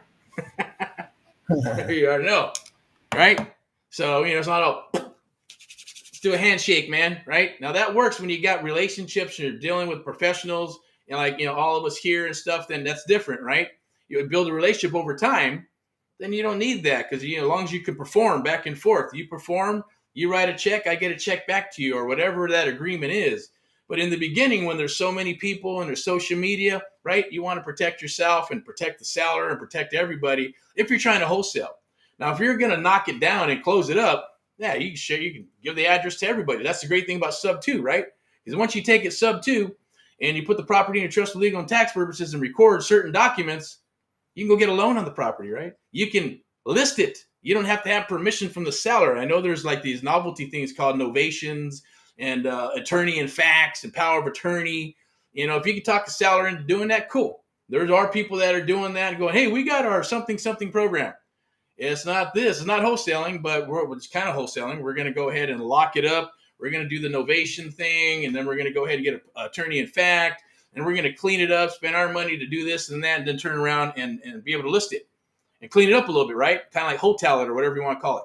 Now, I don't want to get too technical, but, you know, for we started with Brent, who jumped aboard. It's like, yeah, you know, click the link down below. It's easy peasy. You know, if you're working with Victor, and then, you know, other people, when we come in, we'll go into, you know, the private group and stuff, which is, you know, that we create for you. And we can just start rocking and rolling, start earning and learning at the end of the day. It's usually the AHA protege program is the easiest. But then, you know, we got other stuff. And if it's not us, then find someone else, because you are eventually going to want to just get in wholesale. That's how everybody gets started to a degree, and then start fixing and flipping and buying and holding. And some of the stuff that Jose was saying, right? It's a great way to go. Do some land banking. You know, if you acquire some properties and do some stuff and season it up, it's got to be done a certain way. So got to, you know, have a Jose to help out with that part, right? For me, it's just going to be, hey, creative real estate investing, Victor and everybody else who watches this, and even Steven, right? You're eventually going to learn that stuff as we move forward. And wholesaling is usually how it goes. Bird dog, wholesale, then JV, fix, flip, buy, hold, and then moving into maybe commercial or storage units or hotels or whatever your flavor is, right? Because everybody has a different flavor in their niche. And some are thinking about, well, you know what, I got to move over here because I'm tired of having 50 doors and 50 roofs, you know, when they just want shit. I want one roof and 50 doors, right? Or maybe I want a strip mall with triple net and have them pay all the taxes and everything else, right? And you just want to collect the dollars, you know, and all that good stuff. So, and people, you know, some people do that. Commercial investing, right? Or commercial real estate, where they want those anchor stores. I want an auto zone, because you know no one's going anywhere when there's a freaking auto zone or a McDonald's on your land, right? With a bunch of other properties. For me, I'd say, hey, let's go for the little Hispanic strip malls, right? Remember we talked about that, right, Victor? Yes, we did. Yeah, and even I've been searching for some too. Some in my area. I've been looking for some of those in my area and others as well. And you know what we're talking about exactly, right? Yeah. Yeah. So you finding anything? Yeah, there's some stuff coming up. Send it over, brother. Yeah. Let's take a look at it. Let's make some calls. Let's skip trace and do what we need to do to make those phone calls, man. Yeah, because the ones in Antioch already we can't move on and stuff. So there's some. That was a big, yeah. That was a big project. It's good for someone who wants to do it, but it looks like it's been on there for a while, and they want to keep all the retail and then do, what was it, like 200 something condos, stack them high behind it. And what was that for, like 20 or 30 million or something? Yeah. Yeah, that was. It was like 26 or something like that. Right, 26. Right. Yeah, and there's a lot. They still got to get stuff approved and a bunch of other stuff, but the city looks like they're willing to work with them. But we'll see how that goes, right? Yeah, that's a bigger project. For us, it's just, hey, let's get in, do what we need to do, right? Keep it easy peasy, keep it super simple, and go after properties, go after deals that are going to work for you. Obviously, when we come up, we're doing stuff, we're just going after whatever comes into the pipeline, right? And a lot of times it could be commercial, it could be, you know, storage unit, it could be anything. But that's where the networking comes in, right? And saying, hey, I'm not going to do storage units, but maybe you know somebody, right? Or land. We got some land, send it over to Jose, right? We got some single family or, you know, multi-family or whatever. But that's the beauty of these things right here. You can connect with more people than you ever could before. And obviously buy properties throughout the United States. You know, there is virtual real estate. A lot of people want to do that. I always say, do it in your own backyard first. Become an expert in your own backyard. Because if you can't do it in your own backyard, it makes you think you can do it anywhere else, right? So, and you need boots on the ground, and you got to have some stuff set up, and it's just more stress for you. Best to do it, become the expert in your backyard. And some people go, well, there's only 7,000 people in my town. Doesn't matter, right? Doesn't matter. There's properties there. People are going to have issues in that town no matter what. There's always life happens to people. So, you know, there's always going to be a distressed property, vacant properties, probates, all kinds of stuff is always there. That's what we call the low-hanging fruit, right? And that's what we're going after at the end of the day. I did share, hey, Jose, I did share your property there, man. So if anybody's looking for some property in Texas, Thanks, man. give Mr. Jose a ring. What's the website? Foreclosedland.space. Foreclosedland Space. .space. Awesome. Yeah, correct. Like space, space area. Okay. SPACE. Correct. Got it. All right. Cool. And I know. And are you willing to work with people if they hit you up for that grant stuff and all that other awesome stuff you Of do? course, yeah. Okay. If they need some help there, they need letters Yeah. of intent, Hmm. proposal letters, or Yeah. business plan, blueprints, things Hmm. like that. Flow charts, I can help them. Okay. Awesome. And then remember we were talking about those autism houses, man. Um, what do you think we should do with something like that? Just curious. Well, something like that is going to be more of a center. Remember we talked about that? Yeah. Yeah. So we're going to make it more of a center. It's like a day center, like a YMCA only dedicated to them. Have resources and digital resources that can give them that relief and that how can I say way of collecting data to understand them more. Hmm. So by putting all this in under one roof gives us the opportunity to kind of reevaluate how they're being treated, how they're being moved, how they're moving themselves, what is it that they need, and then also being able to create a private organization where we can apply these private resources for them to be able to use as the parents and the child itself need it, or the adult itself that is going through this needs it. And can we do that in California? Or we We can could have a do this hard time? Or is all it over the better in state. Texas? It's all over the state that's going to be applied. It's just Mhm. getting the word out and bringing the organization together where they kind of agree to that this type of step is much needed, to Yeah. where there's not this type of ability out there for any of them. So would it be smart to hook up with all the autism nonprofits in the U.S.? Not just that, but it would be also great to hook up with the organizations that deal with them, the social workers that attend to them, Mm. the service providers that give them their service, and then also outside organizations that work with them. That necessarily doesn't have to be, anything in the mental or the training. It could be in the food sector, clothing sector, digital sector. It could be in all those. So if we found a big property that was 7, 8, you're talking it has to be commercial property though, right? It has to be commercial property because we're gonna have to do that commercial of intent. So Okay. when we create the use of permit, that way gives us the permit for that type of intent of use. So that way, while it's labeled, we can get those state and federal, assistance. So okay. So then we would need. So it'd have to be like retail space. Right here. No, it could just be even a flat commercial land, a warehouse, Oh, really? an office, Mhm. whatever. Right now I'm going into commercial businesses that are abandoned from during the COVID. Start Yeah. buying those businesses. That's Oh, like the really? next thing that I'll be working on. Figuring out the ways of And looking for them, searching them, putting them in my crawler to see if it brings them back to me. Okay. So if we brought stuff to the table like that, would you acquire it, or we would partner up and figure out how we can get it sold to others, or what are you thinking? We can work on that, on trying to figure out how to acquire it and get it to work to other organizations themselves, or at the same time, if it doesn't fall into a price budget system, then Mhm. talk to that counselor and a city counselor and see if there's any way that they can assist on putting. I've had it to where I've had city counselors get involved, Yeah. and due to the fact that the program that we do, Yeah.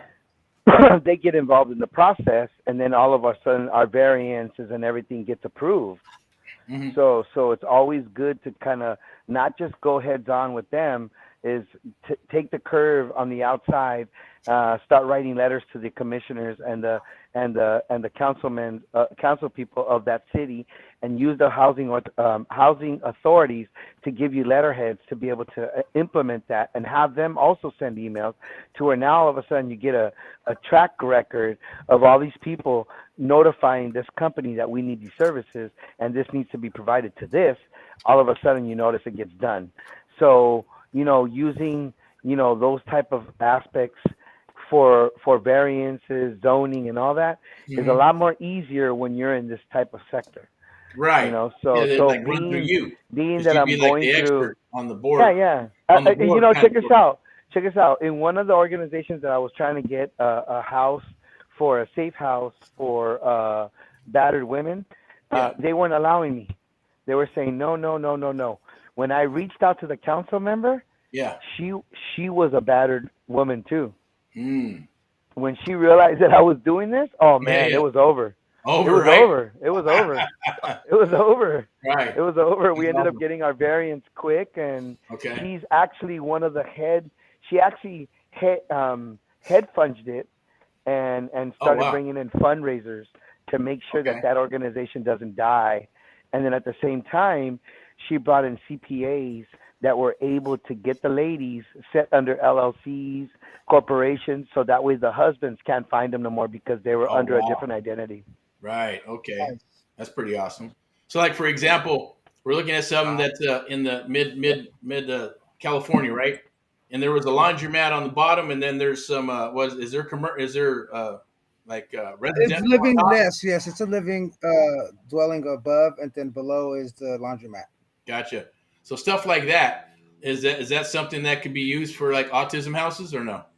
Or is it best Yeah, just use so business? what we do is, depending on the laundromat, we get rid of the laundromat. The Right. upstairs unit becomes several sector units, and then the downstairs becomes the actual open facility. So Right. that way, when the parent comes in with the autistic child, they don't just come in to drop them off. They have to volunteer. Remember, we talked about that. Yeah. Yeah. That's awesome. I like We that talked part. about how the parent has to volunteer and create volunteer hours, so that way those hours transition to, let's say, mother day at the spa hours, Right. Oh yeah. Yeah. husband and wife on a date hours. Yeah. It's a way like you give a little and I'll give you back. You see, Right. the organization is paying for these people that are specialized to be able to entertain your autistic child for the few hours that you're able to go out and have fun with your husband, your wife, or just Right. yourself. So You how know, would we start something like that, Jose? Let's say we bring the building and then we decide, hey, we're gonna lock it up, and then if we can make it happen, we're gonna want to acquire it, right? And yes. then at So least we what have we that start opportunity to doing, say we can so do when that. If you we don't, then we're just gonna go ahead and No, try no. to So move when it. you find the building, what you want to do is you want to reach out to the resources. Let them know that this is what I'm acquiring. This is where I'm at. I'm at step 2. We jump from step 1 to step 2. What is step 2, Jose? Well, we acquired the property by locking it down with a deposit.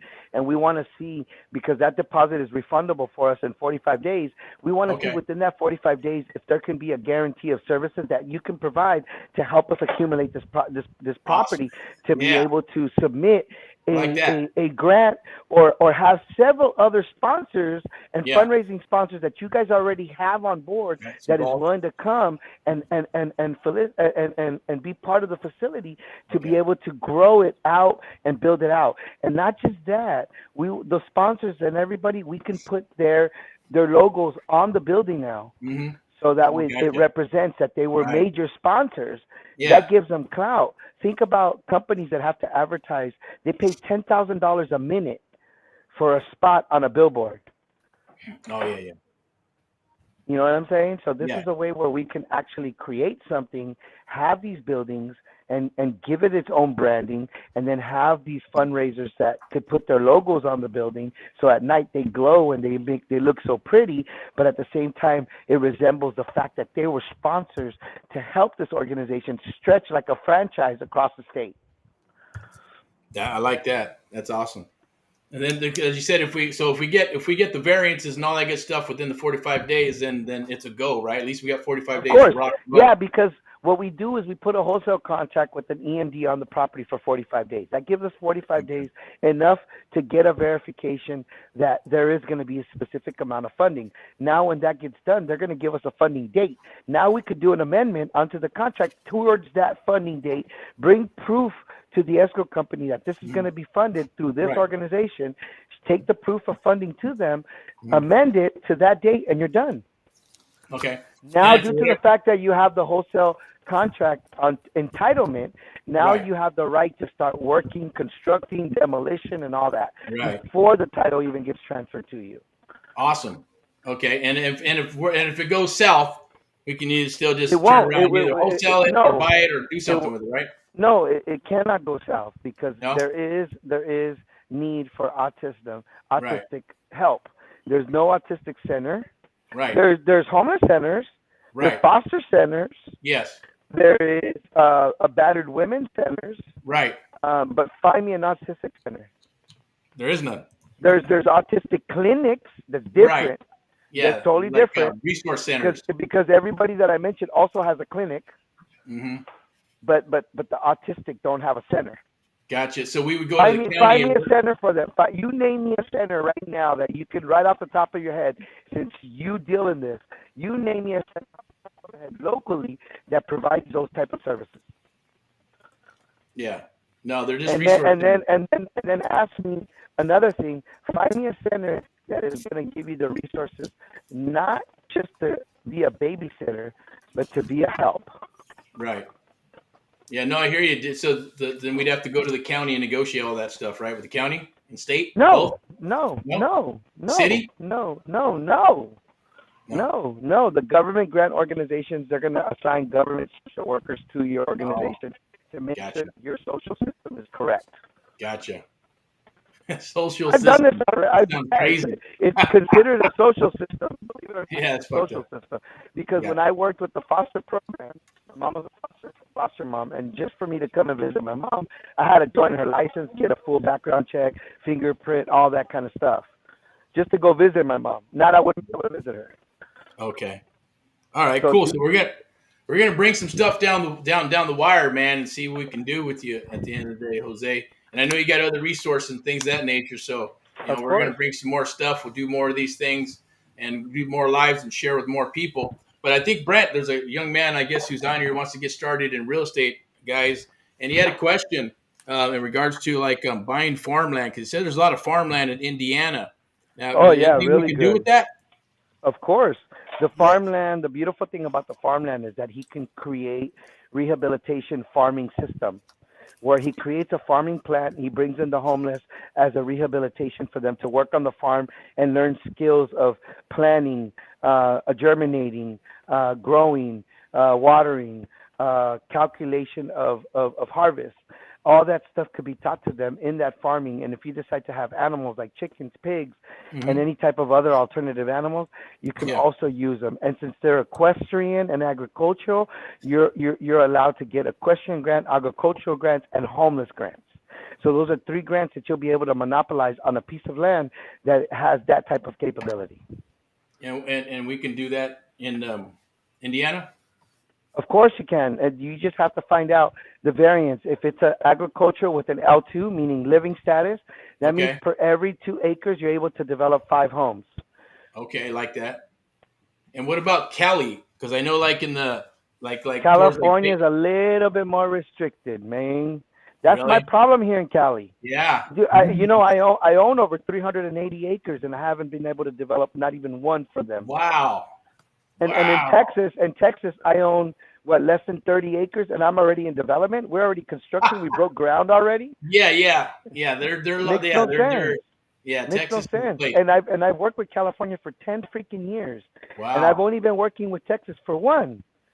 And I already got way more amenities in Texas. I'm already housing people in Texas. Compared to here in California, we had to work with Newsom, and then Newsom took us through a whole loophole. Then finally, he invested the money. Took 2.5 years for us to be able to give him tiny homes for a tiny home village. Wow. Then he ended up going with another tiny home manufacturer that screwed him over and gave him tiny homes that literally collapsed on the people while they were inside of it. Nah, man, I'm telling you, dude. We went through all kinds of bullshit out here, and it's because our government here in California is so greedy that they don't release the money. They prefer the money to get taken back than to use it. That's true. I get it, man. If you're a politician, you make some money. If you're in California, right? That's just the way it is, man. I got pictures. Man, I got pictures with Gavin Newsom and all that, us with the golden shovel breaking ground. It took, and even in the interview that we had, he said, this will be done in 30 days. Dude, 1 year and 3 months. Really? Because he started using the money. Yeah. It's all bullshit, man. At the end of the day, That's why we need new, good luck, man. But we need new people in California to do some Yeah, different California things. got screwed on the homeless sector due to the fact that I think they're trying to use the elevated market value of the real estate to kind of subsidize the homeless and be able to keep that market rate up. So the more homeless there is, the more funding that they're able to put into the institutions for financing to try to finance these homeless organizations that never get financed due to the fact that they pick lands that they know are not going to be zoned. I believe you, brother. Yeah. It's always it's whatever's gonna line the pockets of the peeps that are up here doing their thing, and down here. Bro, they already have the pizza. All they're doing is adding pepperoni, anchovies, There you mushrooms, and go. all this Amen, bullshit. brother. Yeah, they're adding all the juicy shit on top. Yeah, the shit that's not supposed to be on there because nobody cares. Right. No, I hear you, man. Have you ever heard of this is off topic, but you ever heard of like the committee? What is it? Precinct strategy. Yes. You involved in that at all? No. Gotcha. Okay. Just curious. What do you think about it? You know, it has its pros and its cons, my boy. Right. Yeah. Just like everything. Yeah. You know what I mean? It has its Yeah. pros and its cons. People are going to do it. They're not going to do it. Yeah. And then You as you're involved, the more you get involved, the more you see people drop. And it's like, wait, what's up? No, it doesn't. It's not really a stable organization the way I see it. It should be. It should be. Because of what it's offering. Right. But it doesn't. It doesn't. You know what I mean? Yeah. It doesn't because of the lack of leadership that it has. Amen. That's the thing that I'm trying to prevent within my organization is the lack of leadership. That's why when we create a homeless house, we add a homeless mother.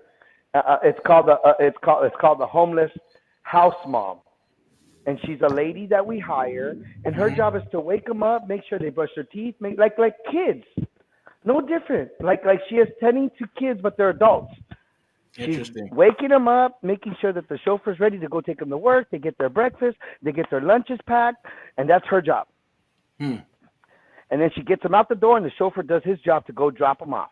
Chauffeur comes back, parks the car, he leaves because he works for those 3 hours. He comes back in the evening, grabs the car again, goes pick them all up, brings them back. That's another 3 hours.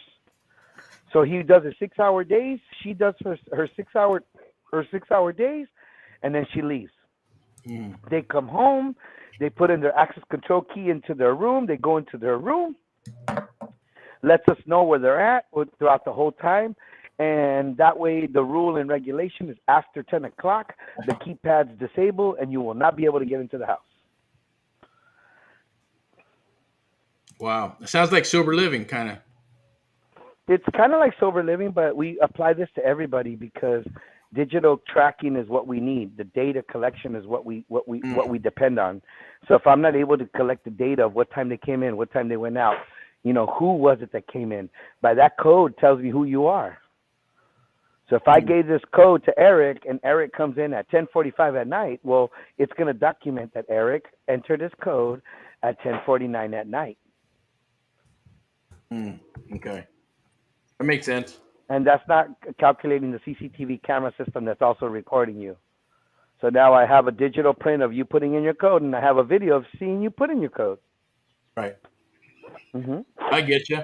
So it looks like there's some stuff that we can definitely, I'm glad you got on here and shared some of your experience, brother. And if we can continue to work together, and do some stuff. I know you got some other awesome stuff that you do, programming and things. Did you get a chance to mention about the tiny home apartments? No, I didn't, man. That was pretty awesome. We were talking about that. This is a trip. I think I even got a image of it somewhere. Let me see. Remember, we even talked about how we could make this into private village dorms next to universities.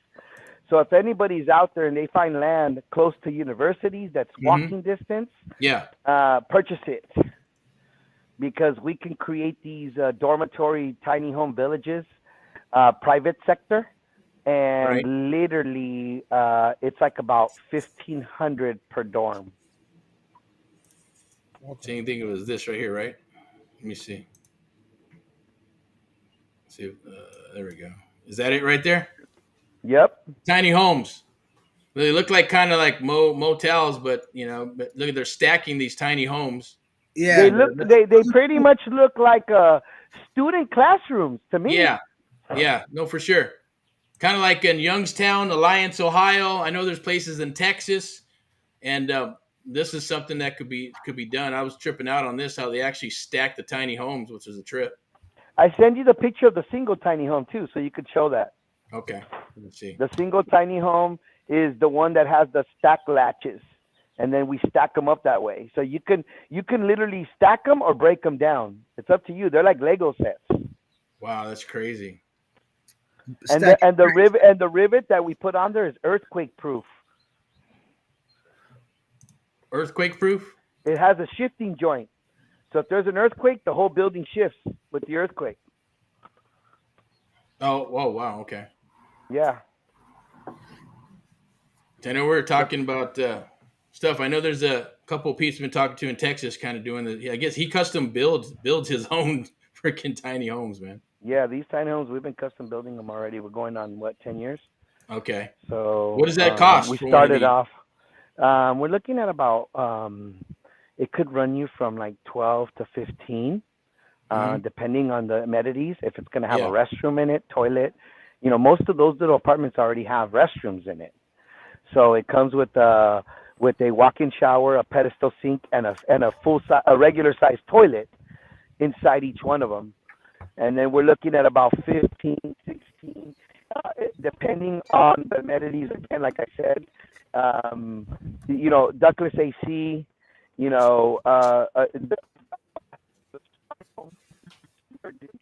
Wi-Fi, 5G recorded with a complete smart home system. Yeah. Wow. Are you able to put these on like regular properties? Let's say we got a property and it had, a decent size lot. Can we add some more of these to the property?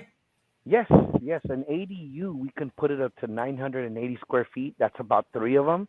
Wow. So you put one roof on them and you can have 3 doors that you can lease out. I like that. Okay. That makes sense, man. It's a loophole. Yeah.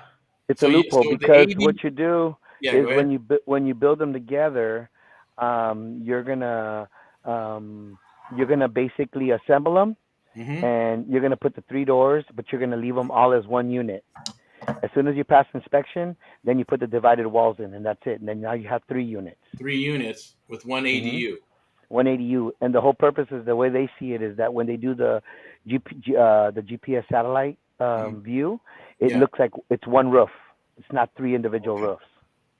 So okay. So how does so if you're able to put an ADU, let's say, but usually there's a garage, right? Aren't you usually using the garage as an ADU, or you're able to put another? No, that's called an detached or attached ADU. Okay. They're not called actual ADUs. They're not accessory dwellings. They have the name attached or detached. Meaning when you put the name attached or detached, you're labeling it as a garage that was converted. Right. Okay, so then how do we get these on, say, a 10,000 square foot lot with a house and a detached garage? Can we or no? What do you mean with the house and the detached? We'd have to, if what do you mean like a house, like more than 1 bedroom or a single bedroom? Yeah, let's say it's like a 3-bedroom, 1-bath house, and then there's like a detached 1-car garage in the backyard, or it could be a 2-car garage, but the lot is big. Could we throw one of these on there or no? Yeah, we can, but the modification of it probably wouldn't be aluminum at that point. We'd have to go in with the mixed variants of aluminum and wood. Okay. Yeah, because the bigger square footage, now they're going to require me to have wood. So what I do is that we create the wood structure on the roof, and the whole bottom structure is aluminum. Oh, okay. That's all we do is just But use it can the be roof. done? Yeah, of course it can be done. We can do 3 bedrooms, 2-car garage. We can do the 2-car garage on the side. I can do the 2-car garage in the front. I have garage awnings that if you don't want to awning. I have what's called garage automatic window covers. So what it is plexiglass garage. And the glass opens up as you drive your car, and then it closes itself up. Interesting. All right. Well, that's cool. So we got some great ideas there, especially with stuff that we've been talking about for a little bit here. But I know Oh, we're and going right Go ahead. now, I developed my portable restroom. Remember I told you about that yesterday? Portable restroom. Yes, it's a portable restroom. So, like, say you have a house, okay, Yeah. and you want to rent out one of the bedrooms, but you want to give them their own private restroom. No way. We could put a restroom inside that room now. What? Have a collapsible restroom. I just got the model in yesterday, so I'll be taking pictures of it on Monday. Okay. You'll see me walk in it and all that crap. But these are because you know what? I got a lot of tiny home manufacturers that are hitting me up. Okay. And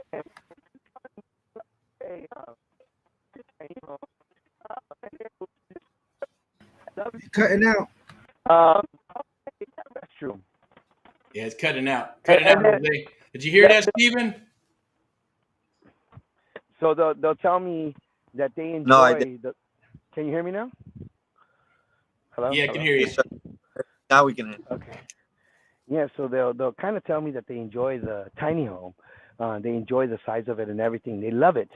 But my question at the end is always, how can I get that restroom? How did you get that restroom in that small space? Right. So I told my manufacturer, hey man, I need that restroom to be portable.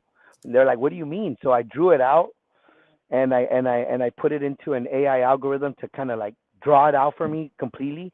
Had to do it like 6-7 times, and it finally drew me out the square, the actual measurements that I need. I send it out to them. They made me a demo. They send it back to me. I literally have a restroom that I can collapse into a small box and then put it back up. Really? Mm-hmm. As a matter of fact, work? I mean, like, does it work like an outhouse, or is it tap into plumbing? No, my boy. Perfectly. It has a shower, everything. Watch. Let me send you a picture. Okay. So you can kind of get an idea. Real quickly, like how is it like those portable little potties, like they have a bucket or como una bolsa inside of the toilet? No. Es un toilet regular. Imagínate que es una cajita que el baño está ahí adentro y atrás están las conexiones. Okay. Y lo pones en el cuarto en la esquina y la base es como un water sealed bucket que agarra todo y lo bota por el drainage. Y no tienes que hacer hueco. Sí, no tienes que hacer hueco. Le haces un huequito en la pared, sacas el tubito y ahí cae todo si quieres en el lawn. Okay, wow. Okay, so Eric, what he's saying is that I mean, because I know you probably didn't hear too much of the Spanish or understand it, but he's talking about how it could just prop up into a corner and have like these like reservoirs, like these like outlets where it will go directly out of the house. So it's like a plug and play type thing, and you could instantly, like, you know what I'm saying? I guess take it out and put it back in, and that's pretty cool. I was just wondering because I never thought about calling it plug and play. Thank you. That's a good way. Right? See, we can use those for those house hacks we're talking about, guys. Yeah, that's what I'm talking about. That's basically, I got, because before we used to be with Tough Sheds. We were a Tough Shed distributor. That's where I started off with my tiny homes too. And in those things, it's hard to put restrooms. Now with my restroom, I could put it on the second floor without a problem. Okay. Gotcha. What do they run for? 4,200 up to 5,900 depending on the style. I'm gonna send you the pictures of two styles right now. Give me a second. Okay. That's a little pricey though, ain't it? Might as well just make a bet, build a restroom. Even if you build a restroom and everything, you still got to get permits and all that. With this, you don't need permits because you can put it there and move it. Mm-hmm. Gotcha. Yeah, that's a hack. That's good. I'm gonna put one in my kids' room. Be like, hey, don't come out and I'll play. But yeah, because they're thinking, I don't know. Yeah, it is a little, I don't know, $4 or $5 grand for each room for a house hack. That can add up. So yeah, you know what I mean? Sounds good. Now, if they're a lot cheaper, then you just boom. Think about this: if you're renting out a room at $1,200 a month, because of the restroom, it pays itself off. Come on, man, think about it. Yeah. In 6 months. Yeah. You'd have to roll some data on that. See how that rolls. See if people are gonna like it. They're gonna want it. They're gonna want to do it. Or what if some people Worth get it. too lazy? They don't want to even take it out. Oh, and forget to flush. Oh shit. No, but I get it. Yeah. No, that's cool. That's pretty interesting, man. Awesome, Mhm. man. Good stuff, Jose. 1 second. Let me Thank put you, the 1 second. 1 second. 1 second. Let me see what we got here. I'm gonna do that. Remember that, Do this. Eric? Remember that property that was out on Dusty? Was it Dustin Acres?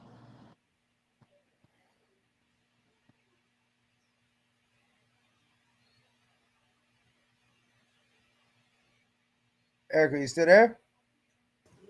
All right, cool. So I love it, brother. Thanks for getting on, man. So yeah, anything to add? Anybody? Victor, Steven, Were you? Jose. Hold on, I'm almost done with the I know you restroom put out pictures. Give me a sec. your information, your website, which is awesome, cool. I think I showed one of your properties, man. So hopefully, hey, somebody looking for some fixer uppers, man, you know what to do. Victor, Steven, Uh, any questions, any wants, any needs? Yeah. can you hear me? Yeah, we can hear you, buddy. Go ahead. Okay. Yeah. No. You guys remember the acreage lot that we found here in Taft, or like out in Dustin Acres or something like that? I think so. Was it how many Remember, it was acres? you said it was like it looked like a football field, kind of like. Yeah. Yeah, like okay. So what I was just talking to my wife about Yeah. was that when we moved here, we talked to some lady. She basically runs like basically for the homeless, like all the food, the shelters, and all that stuff. And it's a small community, but there's always fires. There's always a bunch of stuff going on because of the homeless. But I think it's more like you know, they just probably fighting over territory, or I don't know. But um, I'm pretty sure if some people would see this like with the tiny homes and stuff like Mm-hmm. that. Yeah. I don't know, man. I think if we talk to like even the city council here, man, they probably would like that because they can get some of those people out of here, and they'll put them more like in the outskirts with those tiny homes, and the in the inner city would be more cleaner. You know what I'm saying? For it by doing And tiny homes like not just on. talking about the rehabilitation side of them. So that way they're not going to be doing that anymore. See, the whole purpose of doing what we do is to teach them not to be that way. You see, because Yes. that's the whole reason of them being that way. It's like when I spoke to a homeless and he told me, "What's the difference between what you're offering me compared to this little spot that I'm sitting at that I've been here for 3 days, difference than you?" Here, I don't have no responsibility. I don't have an ID. I don't have to pay taxes. I don't have to pay bill. I don't have to pay rent. What's the difference that you're going to offer me compared to me sitting here and just staying here? See, there's a major difference there because now you got to give him something that he's going to look forward to. How about training? How about becoming getting a profession, being able to get a Well, job, being able to well, do things that you're not able to do yourself, you know what I mean, that you want to do. of course, and that's another thing that I've been actually putting out here, that I want to start like a entrepreneur thing, like because everybody that's out here, every high school kid that comes out of this school, like this high school out here, the first thing they think about is the oil rigs, the oil fields. And I always tell people, or like kids, I tell them that there's more than that. And I try to explain to them, but they're so locked. It's just there's been so many families that are, they're just like that. They're generations that are, they've been raised like that. And I feel like if I started something like that, and brought like the community along, like because I do a lot of, I do solar cells, home improvements. I have access to being able to hire people. So I can get them a career. I can get them like hired. I can get them a job, but it just depends on them, right? I like No, that. it's not about the depending on them. When they sign up to your resources, they already gave up on dependability. So your job is to rehabilitate them. It's no different. They didn't come to you because they want a house. They came to you because they need the help. You see, like the guy told me, what's the difference between me going with you and me staying right here where I'm at right now? You know what I mean? So it's just basically kind of like going and like going and talk to a few like you say, and then kind of just just pique their see what's their interest, or why, No, no, like no. In reality, no, no, no, no. You hook up with the housing authority, and they're going to bring you people that already hit the wall. Those people they're not going to deny what you're going to offer them. You see, if you go on the street and pick them up, well, they're not going to go with you because they're happy where they're at. True. All right, guys, I'm gonna have to hop off. I'll see you guys later. Thank you, brother. No, thank you. Yeah, no problem. Steven, Jose, Brent, I'll reach out to you guys and talk to you guys soon. You guys keep kicking ass out there, man, and keep getting these nuggets and doing deals, guys. See you guys soon. All right, bye-bye. Thank you. Talk to you.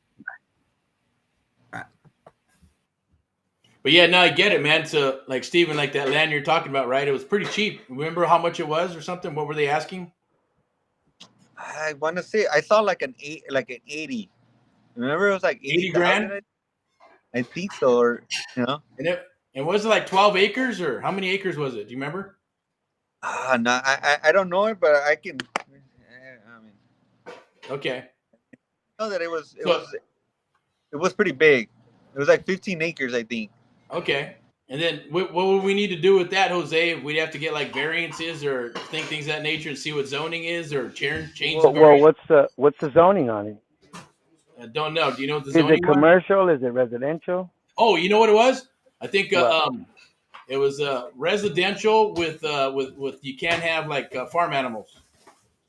Oh, okay, yeah, it would work. The apartments would be perfect there. Okay, and we could put like what?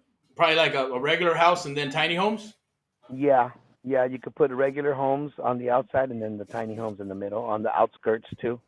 How many tiny homes do you think you can get on something like that, or would they allow? Or you have to get variances? Probably we'd have to get some variances, but as soon as we start applying to what we're doing, they wouldn't say no. So you're looking at about maybe you could probably put like about maybe on that one to about eight buildings of 24 units per building. Wow. Interesting. Eight units. Mm-hmm. Okay. Yeah, because each build. Did you show them the picture? Yes, I actually saw it, and I have another question because I know this guy. He was fixing up his house for what is it, the halfway homes? And basically he has a big property like that, basically it's a big house in the front. He has like 5 bedrooms inside that home. Like he was gonna build in the back, like from scratch. He was gonna build, but if he can get some of these units, I mean, I think it would be more convenient for him for the halfway home, so they don't destroy homes, and you know what I mean. I don't know. Well, that's why these cheaper. Units are more convenient. They're cheaper. Yeah. They're aluminum. They're not easy to destruct. You know what I mean? Compared to a piece of wood or some plywood and stuff like that they can break. Even if he decides to urinate in the corner on the wall, it's just about removing the insulation, removing the flooring, not having to knock down the whole wood structure. Does that make sense?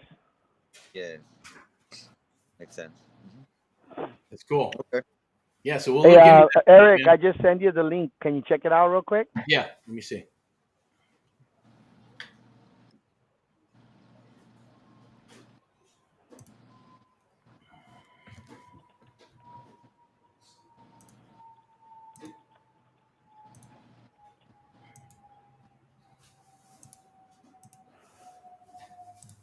All right, 1 second.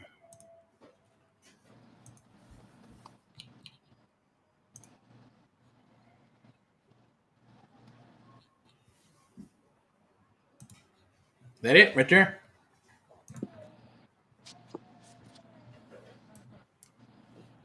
All right, cool. See him? Yep. I got you a link. Says that's to your website. Where do we go from there? Did you click on the link? Yeah, I went to your website. Portable restroom. Oh, okay. Oh, there it is. Boom. Yeah. Check. Oh, that's pretty nice, man. Hey, you see it? Oh, yeah. Wow. That could work, huh?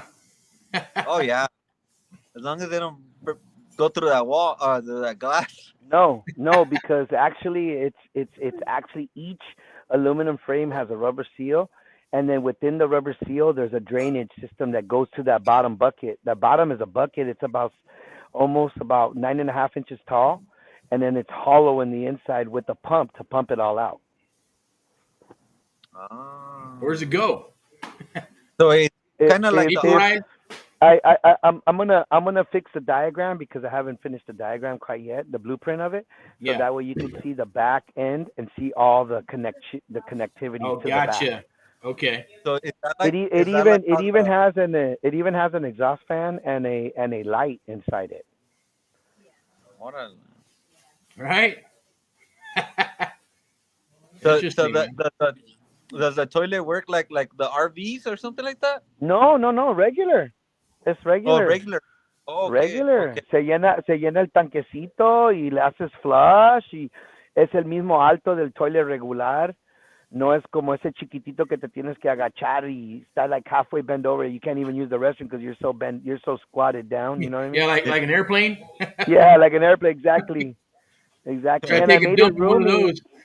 There's even some that like if there's not enough room in the room, the toilet, the sink, and the shower are all together. So you could kind of see that one. I think that's the one right there that you see right here, the last one that has the complete door. Uh-huh. That you see the little towel hanging on the wall. Oh yeah. That one is it has the complete. So that way, if the structure is really really small, you can still have that. Okay. That's cool, man. Like it. Oh yeah, that's a good what is it called? Invention right there. Yeah, I was visualizing like a phone booth. And a lot of people think it's a porta potty when they visualize a porta potty when I say that.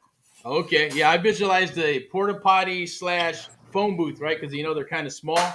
You want to Yeah. build, you can put them together, and then you said you can kind of squash it down into the size of So right after they go, they can just go into shower. Exactly. bidet action. It's just convenience for when you don't have that much room. You can't help it. You know what I mean? Yeah. Yeah, That no, makes no, sense. Love it, man. Looks nice though. There's times that you Awesome. have to kind of like accommodate. That's pretty and then nice though. That type of accommodation helps for these type of small structures. You know what I mean? Right. Yeah, that makes sense. That's cool. So, what's the size of one of those? I think. Hold on, I'll tell you right now.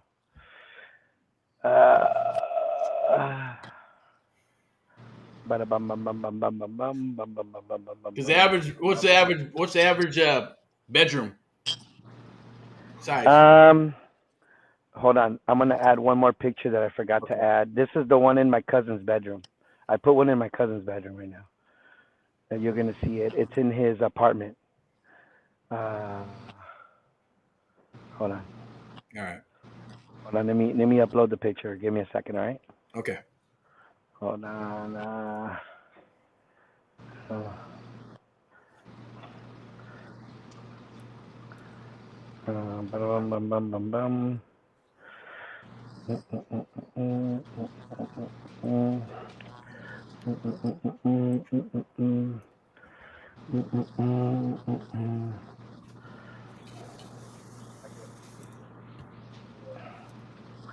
Okay. Wheels turning there, Steven? Was that? Wheels turning there? The wheels? Yes, sir. I'm actually Thinking now, Steven?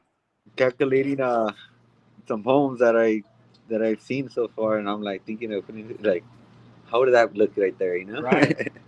Well, yeah, that's the convenience about having these kind of things, that you have that capability. So sometimes these people want to build these ADUs and it gets expensive.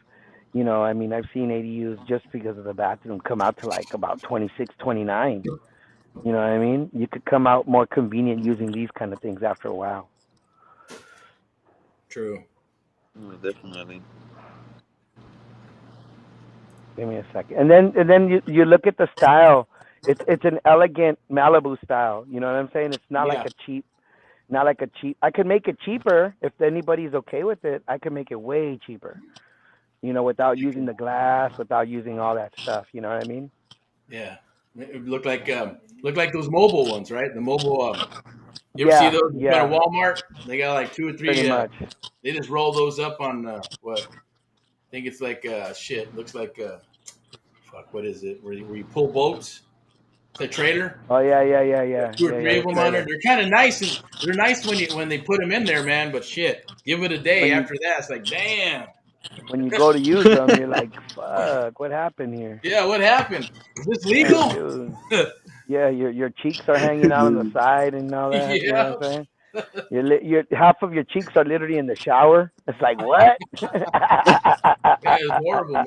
Uh, Just the smell alone. You stand up, and you stand up, and the shower curtain stuck to you, bro, and that you didn't even know you used it to wipe yourself. Oh, shit. You're like, Wow. oh, dude, look at the curtain, bro. It got a big poo poo stain on it because of you. No shit, no toilet paper. No toilet paper. Like here. No, you thought the curtain was toilet paper, bro, and you just, you know what I'm saying? Slippery when wet, man. Rewashable. Okay, you said rewashable. All right, hey, look at the picture in there. I just posted in there. It's the last one. All right. Scroll I'll in check there it again and go all the way to the bottom. Now you're gonna see the bathroom inside a bedroom. out. All right. Oh wow. So that way you get the idea of it inside the bedroom, because that's the key.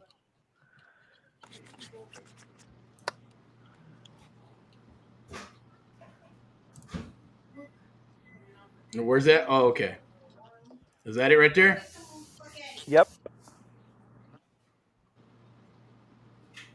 Oh, okay. Can you see it? Let me bring it up. No, I can't see it. There you go. That's the one. Yeah. Oh, there we go. Now you get an idea better of. Oh yeah. You see what I'm saying now? Oh yeah, they would like that. Definitely. Right? And if you put it by the door, it creates a small hallway.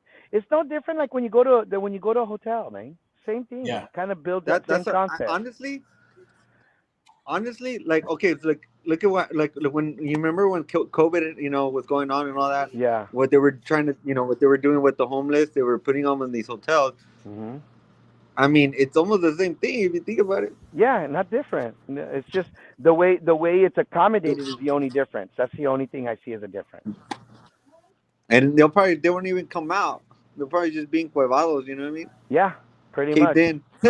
To be honest with you, no, for real. No, you're not. I mean, why go out? You know what I mean? Yeah, at that point, you have it for that convenience. You know what I mean? Interesting. That's pretty cool. Well, that's some awesome shit right there. Yeah, that could be something that's Well, thanks for sharing. Hold on, I got one more. This Okay. one. Check this one out, Eric, and show this one Oh. real quick. That's the last right. one. Let's check it out. Esta es la cocina para los tiny homes. Full-on kitchen for the tiny home. Portable. Oh, Portable. Stainless steel, too. What? Yeah, check them out. You'll love them.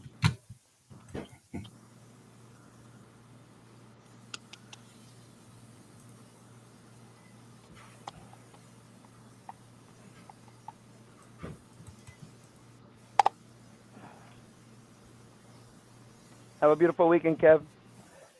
Bye, Oli. Kisses. Saturday, my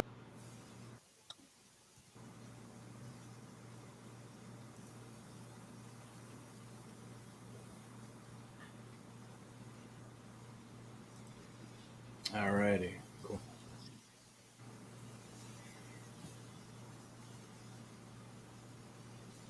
Did we lose him? I think we lost Jose.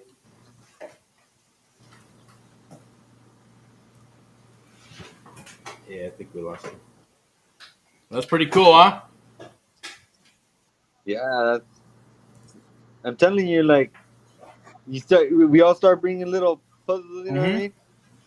You can create something big. Yeah, that's good for those. But for the stuff he you're has talking some about. good ideas, man. Like about the autism and all that. Like the facilities. So there's this one lady right here, bro, that she hit me up Yeah. and she was like, oh, because she was like, oh, well, she was like, oh, what did she say? Oh, well, I'm a babysitter. She was trying to, and then she started saying that she was gonna have like a small business at her house, Okay. like, you know, taking care of kids Yeah. and then doing like tax services and stuff like Okay. that. So, if we can look into maybe getting like a facility where they, we can do something like that. I mean, and have her run it. She's from the Central Coast where I'm from, Okay. Yeah. and she looks like she worked with like the school district and all Yeah. that. She told me. So I mean, I could, we could possibly look into something and then eventually like propose it to Mhm. her, or I don't know, you know, Yeah. if we eventually need somebody to run it, or it's just an idea, Yeah, of course, man. It's just putting the pieces together, man. Everything's going to start with the land or the real estate. And that's why when we get the real estate right, we're going to grab that real estate. We're going to take a look at it. We're going to underwrite it. Where's the money at? Can we fix it, wholesale it, sub to it, assisted living, sober living, autism houses, right? Some other variants now that we're talking more stuff with the nonprofit, getting the city to fund a lot of this stuff, right? Or the county, the state government, right? So it's just a matter yeah, of one, we bring it to the table.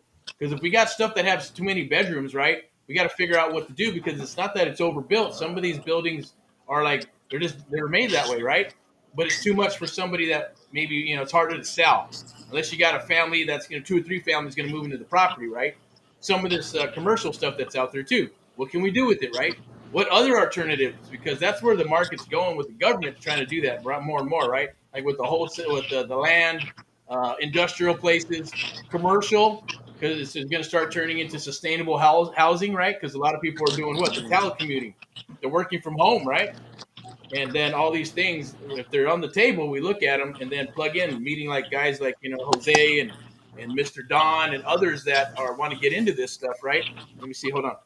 Was that Jose? Oh, there he is. All right, cool. Hey, he's back. Hey, how's it going, man? We lost you. All right, cool. Hey, Yeah, we're what just you guys talking. think about the kitchens? Oh, let me check it out. Is it up there? Yeah, I texted to you the kitchens. Okay, I'm gonna pull it up right now. These are portable kitchens that you could put them into the tiny homes. oh wow,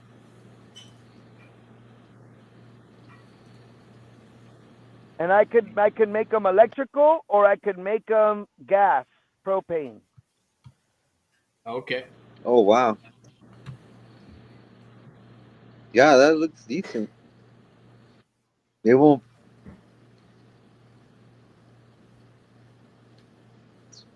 Those What are more do those they are want? it. Those are perfect for little small kitchenettes inside the tiny homes. Wow, you engineer these?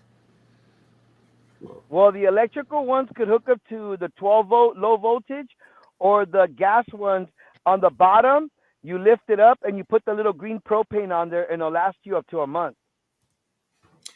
Those like the Oh ones wow, that you use for the camping green containers. Yeah, the little green camping containers, correct. All right. Oh, cool. That's pretty cool.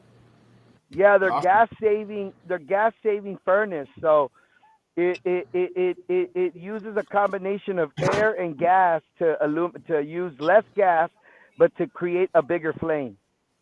Got it. That'll work. wow, All right. Yeah, man. And so, what does something like that smart cost? man, smart man. What does that cost, Jose? Something like that. What was what was that? Something like that What is costs like about what's the eighteen cost? hundred bucks. About 1,800 Eighteen bucks. hundred? Yeah, Oh, okay. 1800. The Gotcha. full thing with stainless steel, all the hose, the pumping, all that. There's a little pump on the bottom that pumps the water out, and then the lines are made out for PCV piping for hot and cold water. Oh, interesting, man. Wow, Have that's you guys cool. ever heard of PCV piping? What is it? Have you guys ever heard of PCV piping? I'm not sure. Is it Instead of copper, is it's it the instead of copper or PVC, it's rubber Government. now. Oh yeah. I heard of that. Yeah. And it's the blue hose and the red hose. Oh yes. Yeah. Okay. That's way more That works. convenient. Right. Awesome, man. Cool. Then you get you have matter of fact. Thank you, Usually my get boy. big rolls. What of was that? Oh yeah. No, yeah, I was like those are we can get big rolls of that like over here there's warehouses where they sell those like clearance almost like pallets. Oh, for the Yeah, rubber. I got little. I Yeah, can't there's hear you. facilities, there's like warehouses here in Bakersfield where they have like what do they call like those clearance, like they just sell like pallets, bro, like of tiles, you know, appliances, bunch of stuff. Truckloads. Yeah, definitely. Tubing, stuff like that. So I mean, doors. All your rehab stuff, right? Yeah, pretty much. That's cool. Awesome, man. That's crazy. And you can get pallets, so whatever you don't use, you Yeah. can use it for like 2 or 3, Right. like in one. That's cool. At least we Yeah. know where to go shopping, man. So guess we'll go ahead and wrap up here, man. Jose, you got anything to add? Steven? I really appreciate Yeah. Jose and Eric for and everybody that hopped on here earlier. Just I like seeing stuff like that. It kind of like motivates me to do more, man. To go fetch some more deals. Awesome. Look at more properties. Awesome. Thanks, man. Thanks. Yeah. Pleasure, man. Pleasure to meet all you guys. And then you said you're from Texas. What was that? You said you were from Texas, Jose. I couldn't hear him. I'm sorry. No, Jose's from Southern California. Oh, Southern I'm in California. Southern Okay. California, So over he- here in the City of Industry area, West Covina. West Covina. Okay. I'm over here by the Central Valley. So What county are you in? nice to meet you. I'm in Kern County. Kern County? Yeah, Kern County. Kern County. Over there by what, Palm Desert and all that, and Bakersfield, am I right? Yes, Bakersfield. Yes. Yeah, Yep. that area over there. Okay. Yeah, he's down there, man. We're gonna be hunking and chunking down there to see what we can find, and get into all that good stuff there, and see what's going on. I got a There's some lot of stuff- houses right there in Bakersfield being sold for dirt cheap right now, under 100,000. Yes, true that, man. So we're gonna see All what right, comes all right. up. All right, Let's All rock right, you and guys. roll. Pleasure to meet you. awesome, man. Yeah, let's rock and roll. Without further ado, Pleasure. thank you guys. You have an awesome day. Hope your Friday goes rocking and rolling. Saturday, Sunday. Hopefully we can get, hey, we'll reach out, touch bases, see what we can bring to the table for each other. Thank you, Jose, for all your wisdom, brother. Steven, thanks for showing up. 90% of that is showing the frick up.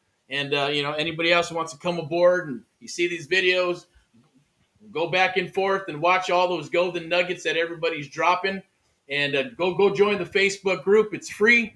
Go check out Jose's stuff, man. Go to his website. You need some stuff to rock and roll, land banking, all that other good stuff as far as writing those grants and everything. Be part of it, right? I think of it as, hey, moving forward and help your fellow Americans, man. I know he's part of that. That's what we're part of. That's our cause and mission, is help fellow Americans across the United States of America. And, hey, we're doing our part to, hey, save America, however you want to call it, man, right? One person at a time, one family at a time, property at a time. That's what we're all about. That's what I'm about. AHA, Americans Help Americans, Amplify American Mentee Program.